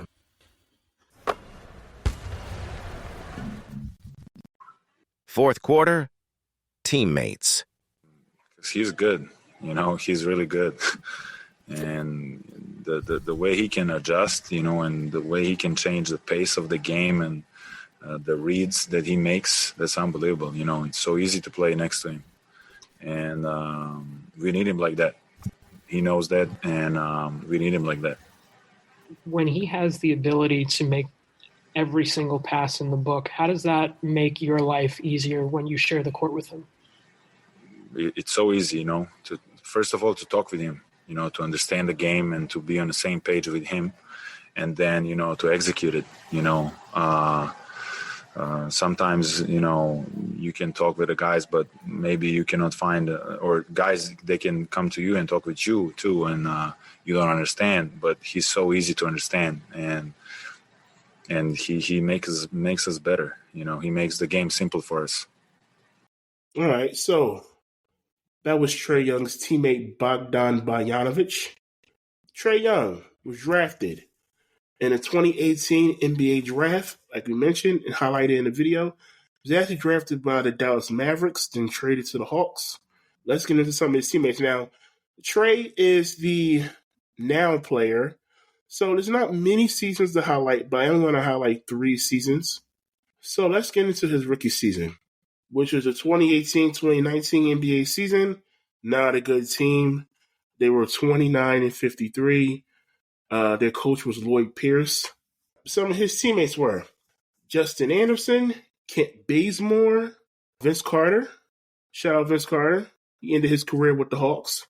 John Collins, Dwayne Dedman, Kevin Huerter, Alex Lynn, Jeremy Lin, Miles Plumlee, Taurean Prince, and Tyler Zeller. Before I ask the question, I'm going to move on to the next one because this one technically was Trae Young's most winningest season. This was the 2020-2021 NBA season.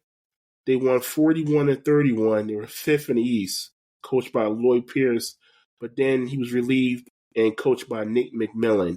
This is the Hawks team that went to the Eastern Conference Finals against the Bucks. A lot happened during that playoff run. We don't want to talk about that. Some of his teammates were Bogdan Bogdanovic, Clint Capella, Danilo Gallinari, DeAndre Hunter, Cam Reddish, Lou Williams, and Rajon Rondo. Oh, I forgot he played for the Hawks. Yeah, he did. I think that was his last stop. Okay. Yeah, Gallinari was the biggest surprise of that one. Gallinari was a really good player. Yeah. So far, who complimented Trae Young's game the most? Let's start with Ben. I guess you got to go John Collins because they put a lot of blame on him, but when he kind of left, I guess Trae and him had good chemistry, with the lobbying and stuff, and so I'm gonna go with John Collins. All right, fair. You right? Yeah, I would say Capella because you figure the high pick and roll. Capella's a really great lob threat, and he's a big body that can give Trae a little space to work around the edges to get by defenders. So I would say his center, Clint Capella. All right, Lucas? It's a hard question to answer because at the beginning of the year, the beginning of his career, John Collins got like a almost max contract. That's why he's been quote unquote untradeable now, because he was putting up really good numbers. But then they got Clint Capella, who kind of clogged up the paint for John Collins a little bit more, which brought his numbers down. It's hard to say because you would say a pick and roll guy, right, to unlock the lob. But actually, I'm going to say somebody else here. It's not going to be either one of those two because Kevin Huerter. Yeah, I was going to say Kevin Huerter. Actually, yes. I know you so well. Sorry, I know. No. Why am I saying Kevin Huerter though? If you know me so well, because he complements Trae's game very well. He's another outside shooter who can also ball handle. Yeah, it's interesting. It's interesting too because this speaks to Trae. All these guys are mentioning. I don't know if you guys noticed. Their careers kind of fell off a cliff. So Trae kind of his playmaking. You know what I mean? Well, Clint Capella just got old. Let's be clear on that. No, Lucas. I'm talking about we said Huerter and Collins. Well, John Collins' game died when Clint Capella got there because he was the pick and roll guy for Trae. But then I'm saying when they left Atlanta, they didn't look good. John Collins is playing great this year for the Utah Jazz. Is he? Yeah. He's averaging like 18 and 8 again, which is pretty good. Okay. Yeah. All right. Yeah, John Collins was always a great lob threat. Yeah. He was on my fantasy team until recently. Yeah. What's his contract? Yes, it was 26. It's 26, but it's the last year of the deal. Yeah, you can't really afford that. No. Yeah, I actually was going to mention him, but I actually was going to say Vince Carter. Yeah, I was going to say Vince Carter's like one of the few players in the NBA that actually played against his dad. That was in the NBA when he was started. Yeah, you're right. Nobody played with his dad, but played against him. Play against him, yeah. Yeah. There's nothing like being a point guard in the NBA and having an OG that's been around forever. You know, teaching you the ropes, showing you what to do on the court and off the court. So I would say just because of that influence, I would have said Vince Carter. Okay. So let me ask you guys this question. Who's won the most games with Trae Young? That's a good question. It's easy. I know the All right, Ben, what you got there? It's easy. It's Clint Capella. No. Yeah. No. All right. Because he's been there the longest. No. Lucas? I'm going to say it is... he's been injured a lot, though. I'll I'll say Kevin Huerter. All right, you're right. And I'll say John Collins. All right, so the winner and the answer is Clint Capella. So, Ben? Yeah. Really? It's not by that much, though. It's actually really close. Who's second? DeAndre Hunter's second, right? No, it was John Collins. No, DeAndre Hunter's been injured too much. Yeah. Well, all right, so let me break it down. Clint Capella is number 1 with 153 wins. John Collins is 2 with 142. Oh, that's close. Onyeka Okongwu was 3rd, which I wouldn't have figured been there for that long, but he's been there for 5 years. Capella, Collins, and Okongwu was all been there 5 years. DeAndre Hunter has been there for 6 years, and he's won 130 games that he won together. So, and Huerter was 129. So it was all pretty close. Okay, fair enough. All right, so let's move on to the. Actually, we're going to go to the current season. I was about to say, there's not that many seasons to choose from here. Yeah, I know. Yeah. So it's 2024-2025 is current season of the Atlanta Hawks. Currently, as of this recording, they're 22-26. Their coach is Quinn Snyder. Clint Capella is still there. They got some young guys now. Dyson Daniels, it's an okay player. Okongwu, their first-round pick. I do not know how to say this name. Lucas, how you say his name? Zachary Rasheer. Right? No, Reshapes. Reshapes. Okay. Reshapes. Zach. He's good, actually. Yeah. He's decent. He needs to get a 3-point shot. He still needs to get he's got some game, though. He has time to develop. Yeah, they've fallen off a cliff since Jalen Johnson got hurt. They were actually good. You guys remember that? Yeah. They fell off a cliff, though. That guy was good. He was a first-round pick, but they had him in the G League the first year. He had to work he's his good, way man. out. This is actually his. We talk about Jalen Johnson. Mm-hmm. I was going to mention this is his 3rd season out of Duke. Yep. He was a slow first comer, but he's really good now, and he definitely does impact their team a lot. Some other players: DeAndre Hunter, Bogdanovich again. Larry Nance Jr. is on this team, and Cody Zeller. Mitchell Tyler Zeller, now Cody Zeller's on the team. Didn't know that. Cody Zeller is getting a paycheck right now. That is what he is doing. Like, Cody Zeller has been, he was one of those, 5 big men drafted in a row by the Hornets that they were like, oh, yeah, we found our franchise set. No. No. And they just traded one of them. Cody Zeller be starting as a young man and shifting to the full chrome dome by this point in his career. He pulled a Chris Kaman with the hairstyle. Yeah. So, just to wrap this up, overall, for Trae Young's career, which teammate stands out the most to you guys? I'm going to start with Uriah. Wow. It's a shame that he's never had an all-star. I think that's what stands out. He never had a dynamic, reliable second scorer that could alleviate some of the scoring pressure that he had to take on, in addition to the facilitating role that he plays on that team. So all the teammates that he had so far, I guess, did the job because they've had some winning seasons, particularly when they went to the Eastern Conference Finals. Mm-hmm. But I want to say the player that stands out is the player he's never played with.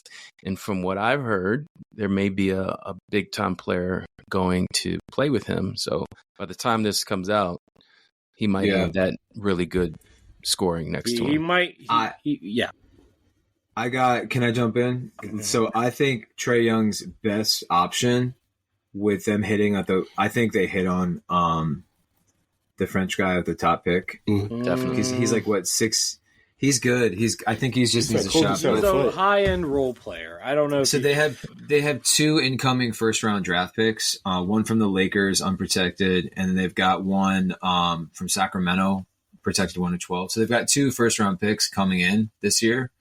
And I think with Jalen Johnson and Reshapes, I think you have 2 potential all-stars at the wing. So I think just with Jalen Johnson and Zachary Reshapes, did I pronounce it all right, Lucas? Reshapes, close enough, yeah. Reshapes. Yeah.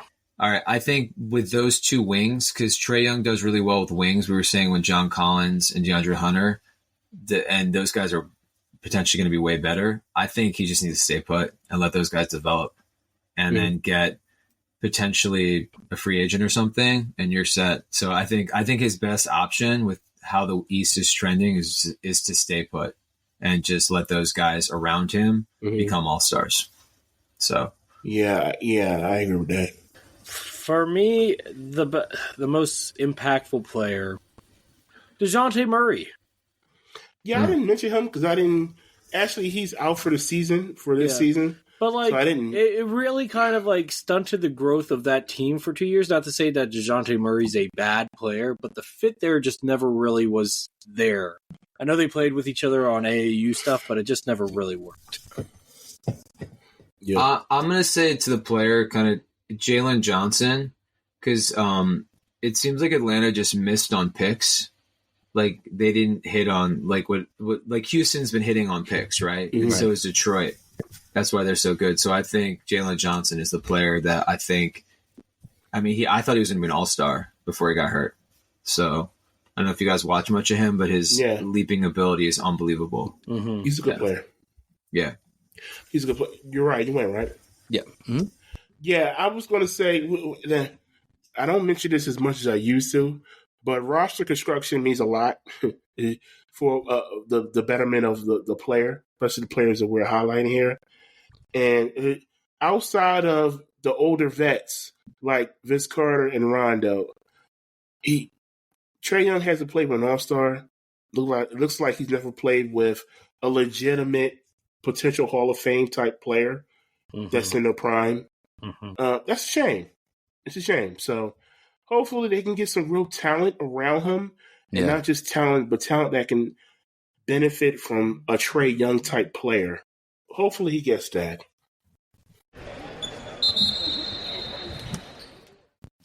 He was the guy that the Chris Pauls and the AIs. Now in the NBA, he honed his two-step into an iconic move. The killer crossover. Oh, brother. He was the originator of the killer crossover. When he put that ball between his legs and started dancing, it's unstoppable. Hardaway, fun times. What a move! Oh, and he exploded. It goes. Crossover. Go, boom, layup or three-pointer. Pick your poison. Hardaway's skills were the perfect complement to teammates Chris Mullin and Mitch Richmond. Hardaway just taking over. Together they formed the legendary Run TMC. Don Nelson saying, get the ball to Tim and let Tim do his thing. Oh, he spins and scores. Tim was making everything go. He was pushing the ball up the floor as fast as possible to put the run in Run TMC. A spectacular move by Tim Hardaway. I actually want to ask you guys a question before we got into the teammates. Who has the best crossover of all time? Allen Iverson. You're asking the wrong pod. I would actually say I'm gonna say Tim Hardaway is better than Iverson. Jamal Crawford? I was gonna say Jamal, maybe. Jamal was pretty good. Well, let's just say this. Because this is for Tim Hardaway's segment. He was the originator. He's the OG. Yeah. That's fair. He's the originator. His crossover was a lot tighter. Iverson's would hang the ball way out. Iverson's was athletic. Iverson's was athleticism. It was speed and Iverson's was on the border of a carry. Yeah. And that's the way they called it. No, but the reason why Iverson's was so exciting was he was so fast and athletic. So that's what made it look amazing. Right. But if you're talking tight, it's like Tim Hardaway, Jamal Crawford. Yeah. All right, let's get to it. I have a question though about the crossover really quick, because you guys might remember how did it look in the early 90s? Was that when you discovered it, or because I only remember the Miami Heat Tim Hardaway that well? No, the crossover been around since like the 70s and 80s, but but his like iteration, was it really good when he was on the Warriors, or was it more when he was on the Heat? Yeah. Before the knee injury, it was more explosive. Yeah, that's why his sneakers had two straps crossing over. That's right. That was his signature. So he kind of. So he probably inspired Iverson. He definitely did. Yeah. All right, so Tim Hardaway Sr. was drafted in the 1989 NBA draft with the 14th pick by the Golden State Warriors. Let's get into his rookie season, which was the 1989-90 Golden State Warriors. They were 37-45, coached by Don Nelson, who was also his coach with the Dallas Mavericks, which I'll mention later on. All right, so let's get into some of his teammates. Alton Lister. Okay. Excuse me? Big man. Excuse me. Excuse me? Alton Lister. Sarunas Marciulionis. Okay. Are you doing the Key and Peele skit right now with the football teams? Because that's where it sounds like we're going here. No. Aaron Grodon? Aaron Grodon. Timothy Hardaway. Timothy. Nah, I got his first name wrong, but Marciulionis. I didn't remember him. He was actually a good player. He was very good. Yeah, Euro player. Yeah. Chris Mullin. There we go. I know that one. No. We know Mullin, yeah. Yeah, Mitch Richmond. I know him. He's a big man, right? Center? Power forward? No. Mitch Richmond? No. Shooting guard. Which Alton Lister was a big man. No. Which Richmond am I thinking of that was a power? No, I'm thinking of the Richmond from the 70s. Nah, Mitch Richmond is a two guard. Yeah, he was a guard. Yeah. There was a Richmond from the 70s. At one point, he was like the second best guard behind Jordan. Yep. So you had two shooting guards, and he was first. Mullin and Richmond.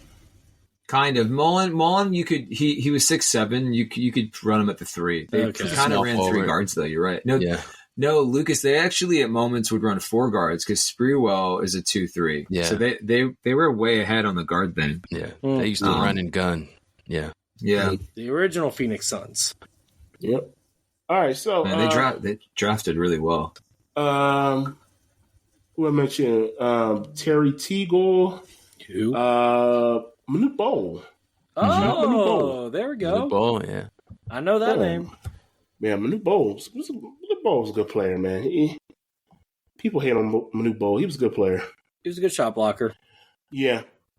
So let's move on. He's a good 3-point shooter. Yeah, he was. Remember that? His son's okay. He was okay. He can make a 3-point shot. Yeah. No, there was a game he had like 8, right? Yeah, against Phoenix. Yeah. It sounds, Charles Barkley had great reactions to it, too. Yeah. Let's move on to the 91-92 Golden State Warriors. This was the most wins in the season he had with the Warriors. They went 55-27. Once again, coached by Don Nelson. But they did lose in the first round to the Sonics. There was a player that I thought he played with, but they never actually played together. I'll get into that in a second.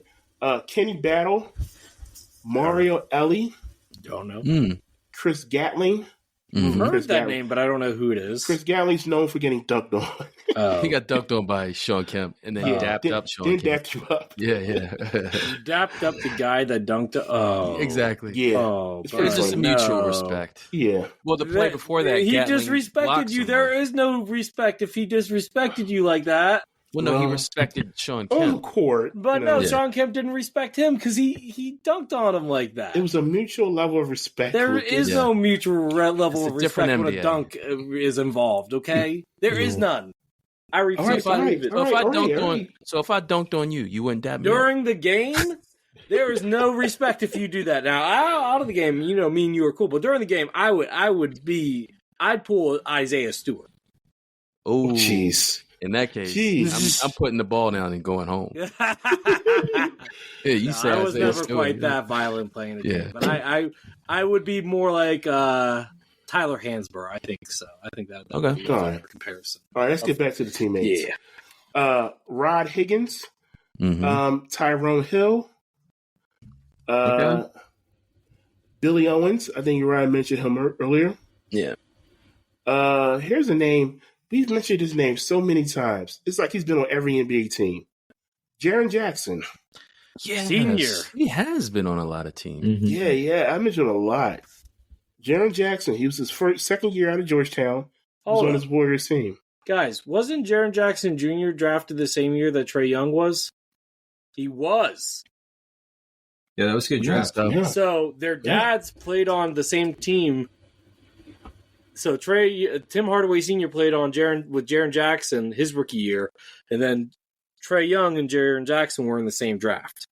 Mm-hmm. Wait, said no. They weren't in the same draft. Sorry, no, I messed. Well, hold up. Did I mess up? Jaren Jackson was in the same draft as DeAndre Ayton, correct? I think DeAndre Ayton was in that draft, Lucas. Yeah, so yeah. He was number one. Yeah, okay. He was number one. Yeah, okay, so I'm right. Okay, I'm right. Cool. Yeah, you're right. I have a 2018. 2018. I have a. Did you? All right. So that's a cool. That's a cool little nab there. Yeah. Ben, you got anything to say? No, I want you to talk about the player I didn't play with, and then get into my. I have a whole pitch I want to do on okay the Warriors in the 90s. Yeah, speaking of the Warriors, because we know he missed the 94 season. That was the 93-94 season. That was the season they drafted Chris Webber. Crazy. Oh. Yeah. You guys, the 93-94 season, so they had Chris Webber, Chris Mullen, Mitch Richmond, Latrell Sprewell, and Tim Hardaway on their team. But bro, Hardaway are you was kidding hurt? me? Yeah. Oh. That's like 5 Hall of Famers. That completely That's fucking wild. is going over my head. And they drafted bad cuss. Sorry. Ben said a bad word. They drafted all those dudes. Like that's wild. Yeah, like, But you can't start those 5. Chris Webber could have never defended centers during that era. True. No, he's 6'11". He could have. He's 6'9", I think. 6'9". I wasn't going to highlight the 93-94 season, but I did want to mention that was the season, Hardaway was injured. So even on Basketball Reference, he's not even on the team. But the next season after that, after one season, they traded Chris Webber to the Bullets. Yeah. I forget why they he traded. never actually played with Chris Webber. Right. Who did they trade? Did they trade him for Juwan Howard? Wasn't Juwan? No, Juwan Howard was with Chris Webber. Yeah. In Washington? Yeah. So who did they trade him for? I don't know. We could look that up, but clearly not anyone impactful. They could have had Webber, Sprewell, Hardaway, Mullen, Avery Johnson was on that team. C-Web was throwing a temper tantrum at that point. He wasn't going to stay on the team. Yeah, but it seems like he never wanted to go to Golden State in the first place, right? I just can't believe that Warriors team had all those players they drafted in house, and they just couldn't tore it up. They just what it is they tore it up, and they didn't hit on any of the trades, and they had some bad luck. Latrell Sprewell with the coach, that they had bad luck. Yeah. So yeah, that's sure we can call that bad luck, but no, I just realized they're the first iteration of the 2012 Thunder. Yeah, where they couldn't keep all those young players together. Yeah, and what's funny is they hit on like not just number 1 picks. Like Sprewell was like I think 24th, Hardaway was 14th, Chris Mullen was what was Chris Mullen? I mean, he's 85, but he was a top 10 pick maybe. Yeah, he was a big pick. Yeah. So so getting back to this real quick, let me just ask you guys this. What a question to ask. What was the perfect role player so far in Tim Hardaway Sr.'s career? Role player? Player? I mentioned a lot of players. And we can even count that 93-94 team too. Career? Like in Miami? No, so far with the Warriors. I don't know, guys. This is beyond my knowledge. All right, Ben. Role player. We were just talking named like 5 All-Stars. Yeah, so I don't know. Did he play with the role player on that Warriors team? I like Marshallonis. Avery Johnson, did you mention? I mentioned Avery Johnson, yeah. I'm going to say Avery Johnson. I'll take Avery Johnson then. I think Marshallonis is I'll take Avery for 500. Yeah. Lucas was distraught. Like he was looking down at the ground like depressed. He's like, I don't know these players. I don't know. I don't. I get it. But I think you're right, Maurice. I think Marshallonis was. He actually had the Euro step before Ginobili did. People don't know that. Okay. Yep. Okay. Yep. Don't tell guys from the 2000s that because like D Wade, LeBron, KG hated that Euro. Well, they're not players today Europeans. think they perfected it. So yeah. Mm-hmm. Yeah. All right, so let's move on to the 96-97 Miami Heat now. Tim Hardaway Sr. He was signed with the Miami Heat in 95-96, but this is his second season with the Miami Heat. I'm highlighting this season because this was the winningest season he had with them. This Miami Heat team is good. They were 61-21, coached by Pat Riley. Better than the Bulls. Yes, but they lost to the Bulls in the finals, Eastern Conference Finals. Yeah. They lost 4-1. It wasn't really competitive. Yeah, this is a really good Miami Heat team. Let's get into some of the players. Bruce Bowen. P.J. Brown. Oh. Okay. Rashawn I'm Leonard. starting to know players now. I feel good about myself. Yeah. Rashawn Leonard. No, I don't know. Dan Marley. I've heard the name. Thunder Dan. Yeah, they had a lot of 3-and-D guys. Yeah. Jamal Mashburn. I know him. Okay. Ed Pickney. I've heard the name. Villanova player. Villanova guy, yeah. Kurt Thomas. I know him. Okay. Yeah. So, and of course, quick question. Young Kirk Thomas, was he like an all-star level player? No. He's always been like one of those big body rebounder. Yeah, he was good on the Knicks. He was good on the Knicks. Yeah. Because he had a long career. That's why I asked.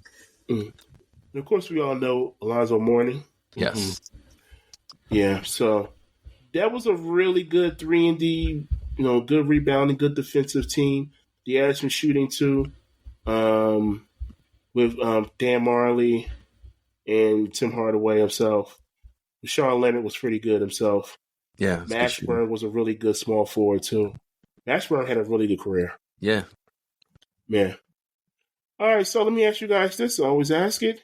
Who won the most games with Tim Hardaway Sr.? I've said the person's name. It's got to be Mourning. Has to be Alonzo Mourning. Yeah, Okay. Mourning. It has to be, okay? Is that's the consensus? Everybody agrees Mourning? Yes, sir. No, wait. I feel like you're messing with us. I don't know. Yeah, sure, Mourning. Why not? Ben? Yeah, I'm going to say Mourning. All right. Oh, you guys are right. Dang it, Maurice. Yeah. Sometimes it is that easy. Yeah, it is. It was actually really close, though. Yeah. He's played 6 seasons with Alonzo Mourning, and they've won 190 games together. But listen to this. He's played 4 seasons with P.J. Brown, and he has 186 wins. Wow. Okay. Only 4 less wins in 2 less seasons. A little weird. That is weird. That is a little weird. Yeah. So, anyway. And Chris Hold up. Didn't Mourning miss one of those seasons because of the heart stuff? I want to say that was 2000. So, yeah, he would have missed one of those seasons. Yeah, but it's still a whole extra season more than P.J. Brown. But right. Yeah. So Chris Mullin was third with 182. Dan Marley was 180. All right, so let's move on to the 2001-2002 Dallas Mavericks. This is really Tim Hardaway's last stint. He played a little bit with the Pacers, but that was it for his career. Once again, coached by Don Nelson, they won 57-25. Really good. Second in the Midwest Division. What year was this? 01-02. Oh, I didn't know Hardaway was on that team. All right. Yeah. Yeah, this was his last stint. So some of his teammates were Sean Bradley, Adrian Griffin, Michael Finley, Donnell Harvey. He finally linked up with Juwan Howard. Mm-hmm. Avery Johnson, once again. Here's a name for you. Rafe LaFrentz. Oh. Danny Manning. Dirk Nowitzki. This is a really good team. Dirk Nowitzki, Nick Van Exel, and Steve Nash. Wow. Van Exel, Hardaway, and Nash on the same team? Yeah. Wow. Okay. Well, to be fair, he only played a handful of games in Dallas before getting traded to Denver. Yeah, he was at the end, but still, I mean, this is a really good roster. Yeah. Really good. What teammate stands out throughout the career of Tim Hardaway Sr.? I'm going to start with Lucas. I think the easy There's some names here, Lucas, so you can't. There's a lot of good names here. No. If we're doing a culmination of his career, I think the most important player, the most interesting player here is Alonzo Mourning. I think, they really were the Miami Heat of the second half of the 90s. You know, they were the core of that team, and I think that's the most important part here. That's a good pick. Right. I'm going to go with Mitch Richmond. That backcourt, even though it was kind of short-lived. I mean, Hardaway running the break and Mitch Richmond running out, maybe getting an open three in transition. I mean, that team was fun to watch. It was run and gun. And I remember as a kid, I would stay up late just to watch them. I'd be tired as hell. They were fun to watch. School, but they were fun to watch. So I would say Mitch Richmond because such potent offense is hard to replicate. And like Ben always says, like they drafted these guys. So it's like, man, they should have kept that core together. Ben? Yeah. I'm going to say Alonzo Mourning. And that I feel like they just fumbled that lockout season. And maybe it was a lockout. I just feel like that was a fumbled season. They could have at least made the finals and possibly it would have been a good matchup against the Spurs because the Spurs had weak guards and it sounds like the Heat struggled outside of Tim Hardaway. You kind of see this with the current New York Knicks where it's like you've got all these 3-and-D guys and a good center, but if only one guy can handle the ball, right, it's easy to double. So I think the Heat needed probably another guard instead of like all these wings. Looking back, you mentioned the Bulls just blew them out. So that's a good point. And then with the guard, yeah, because the Knicks beat them with good guards, and so like I think they just needed instead of all those bigs. Because I remember PJ Brown. I used to love that Miami Heat team, and PJ Brown was you take Mourning out, and PJ Brown was almost an all-star. Yeah. And he was the size. He was the size of a center, pretty much. They pretty much started two centers. Right, they were a big team. Yeah, that's why I would have loved to. That's why they had really good defense because they had. Yeah, I would have loved to see them play the Spurs in the finals. Yeah, so. Now that we've given you all the facts on Trae Young and Tim Hardaway Sr., it's time for you to make your case. At this point, it's not about our opinion; it's about yours. We'll see you on your favorite social media platform, ready to check out your takes. Chime in on our Instagram at NBA_now_and_then_pod or X at NBA_now_and_then. And don't forget our YouTube and Facebook pages, NBA Now and Then. For the sources of information in this episode, you can visit our website, www.nbanowandthen.com. Also, you can visit our website and sign up for our monthly newsletter and check out our comparison articles. Don't forget that you can follow the NBA stars we featured on today's episode through their social media. You can follow Trae Young on X at The Trae Young and Instagram at Trae Young. And you can follow Tim Hardaway Sr. on X at Hardaway Sr. and on Instagram at _original_crossover_king. It's a lot of underscores. Yes, it is. All right. There we go. 2 dynamic point guards. We gave you all the facts. Until next time, this has been NBA Now and Then, the greatest comparisons. Peace. See you guys. Later. Auf Wiedersehen.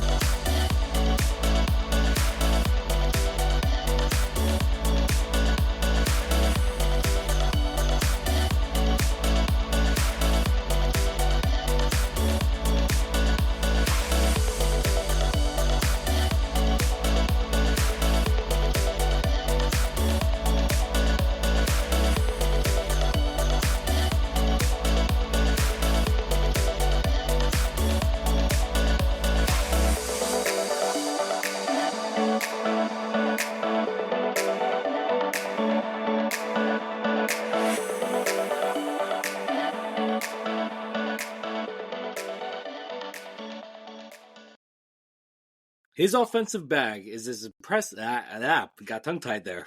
Is as impressive. Is as impressive. I actually like the cold as ice better than cold as it gets. All right, let's change it. Yeah, did I say cold as ice? Yeah. See, yeah, that makes my brain that likes makes to more replace sense. words sometimes. I do apologize, but it worked better out that. Yeah, that worked. No, that's good. He is Ice Trae after all. Yeah.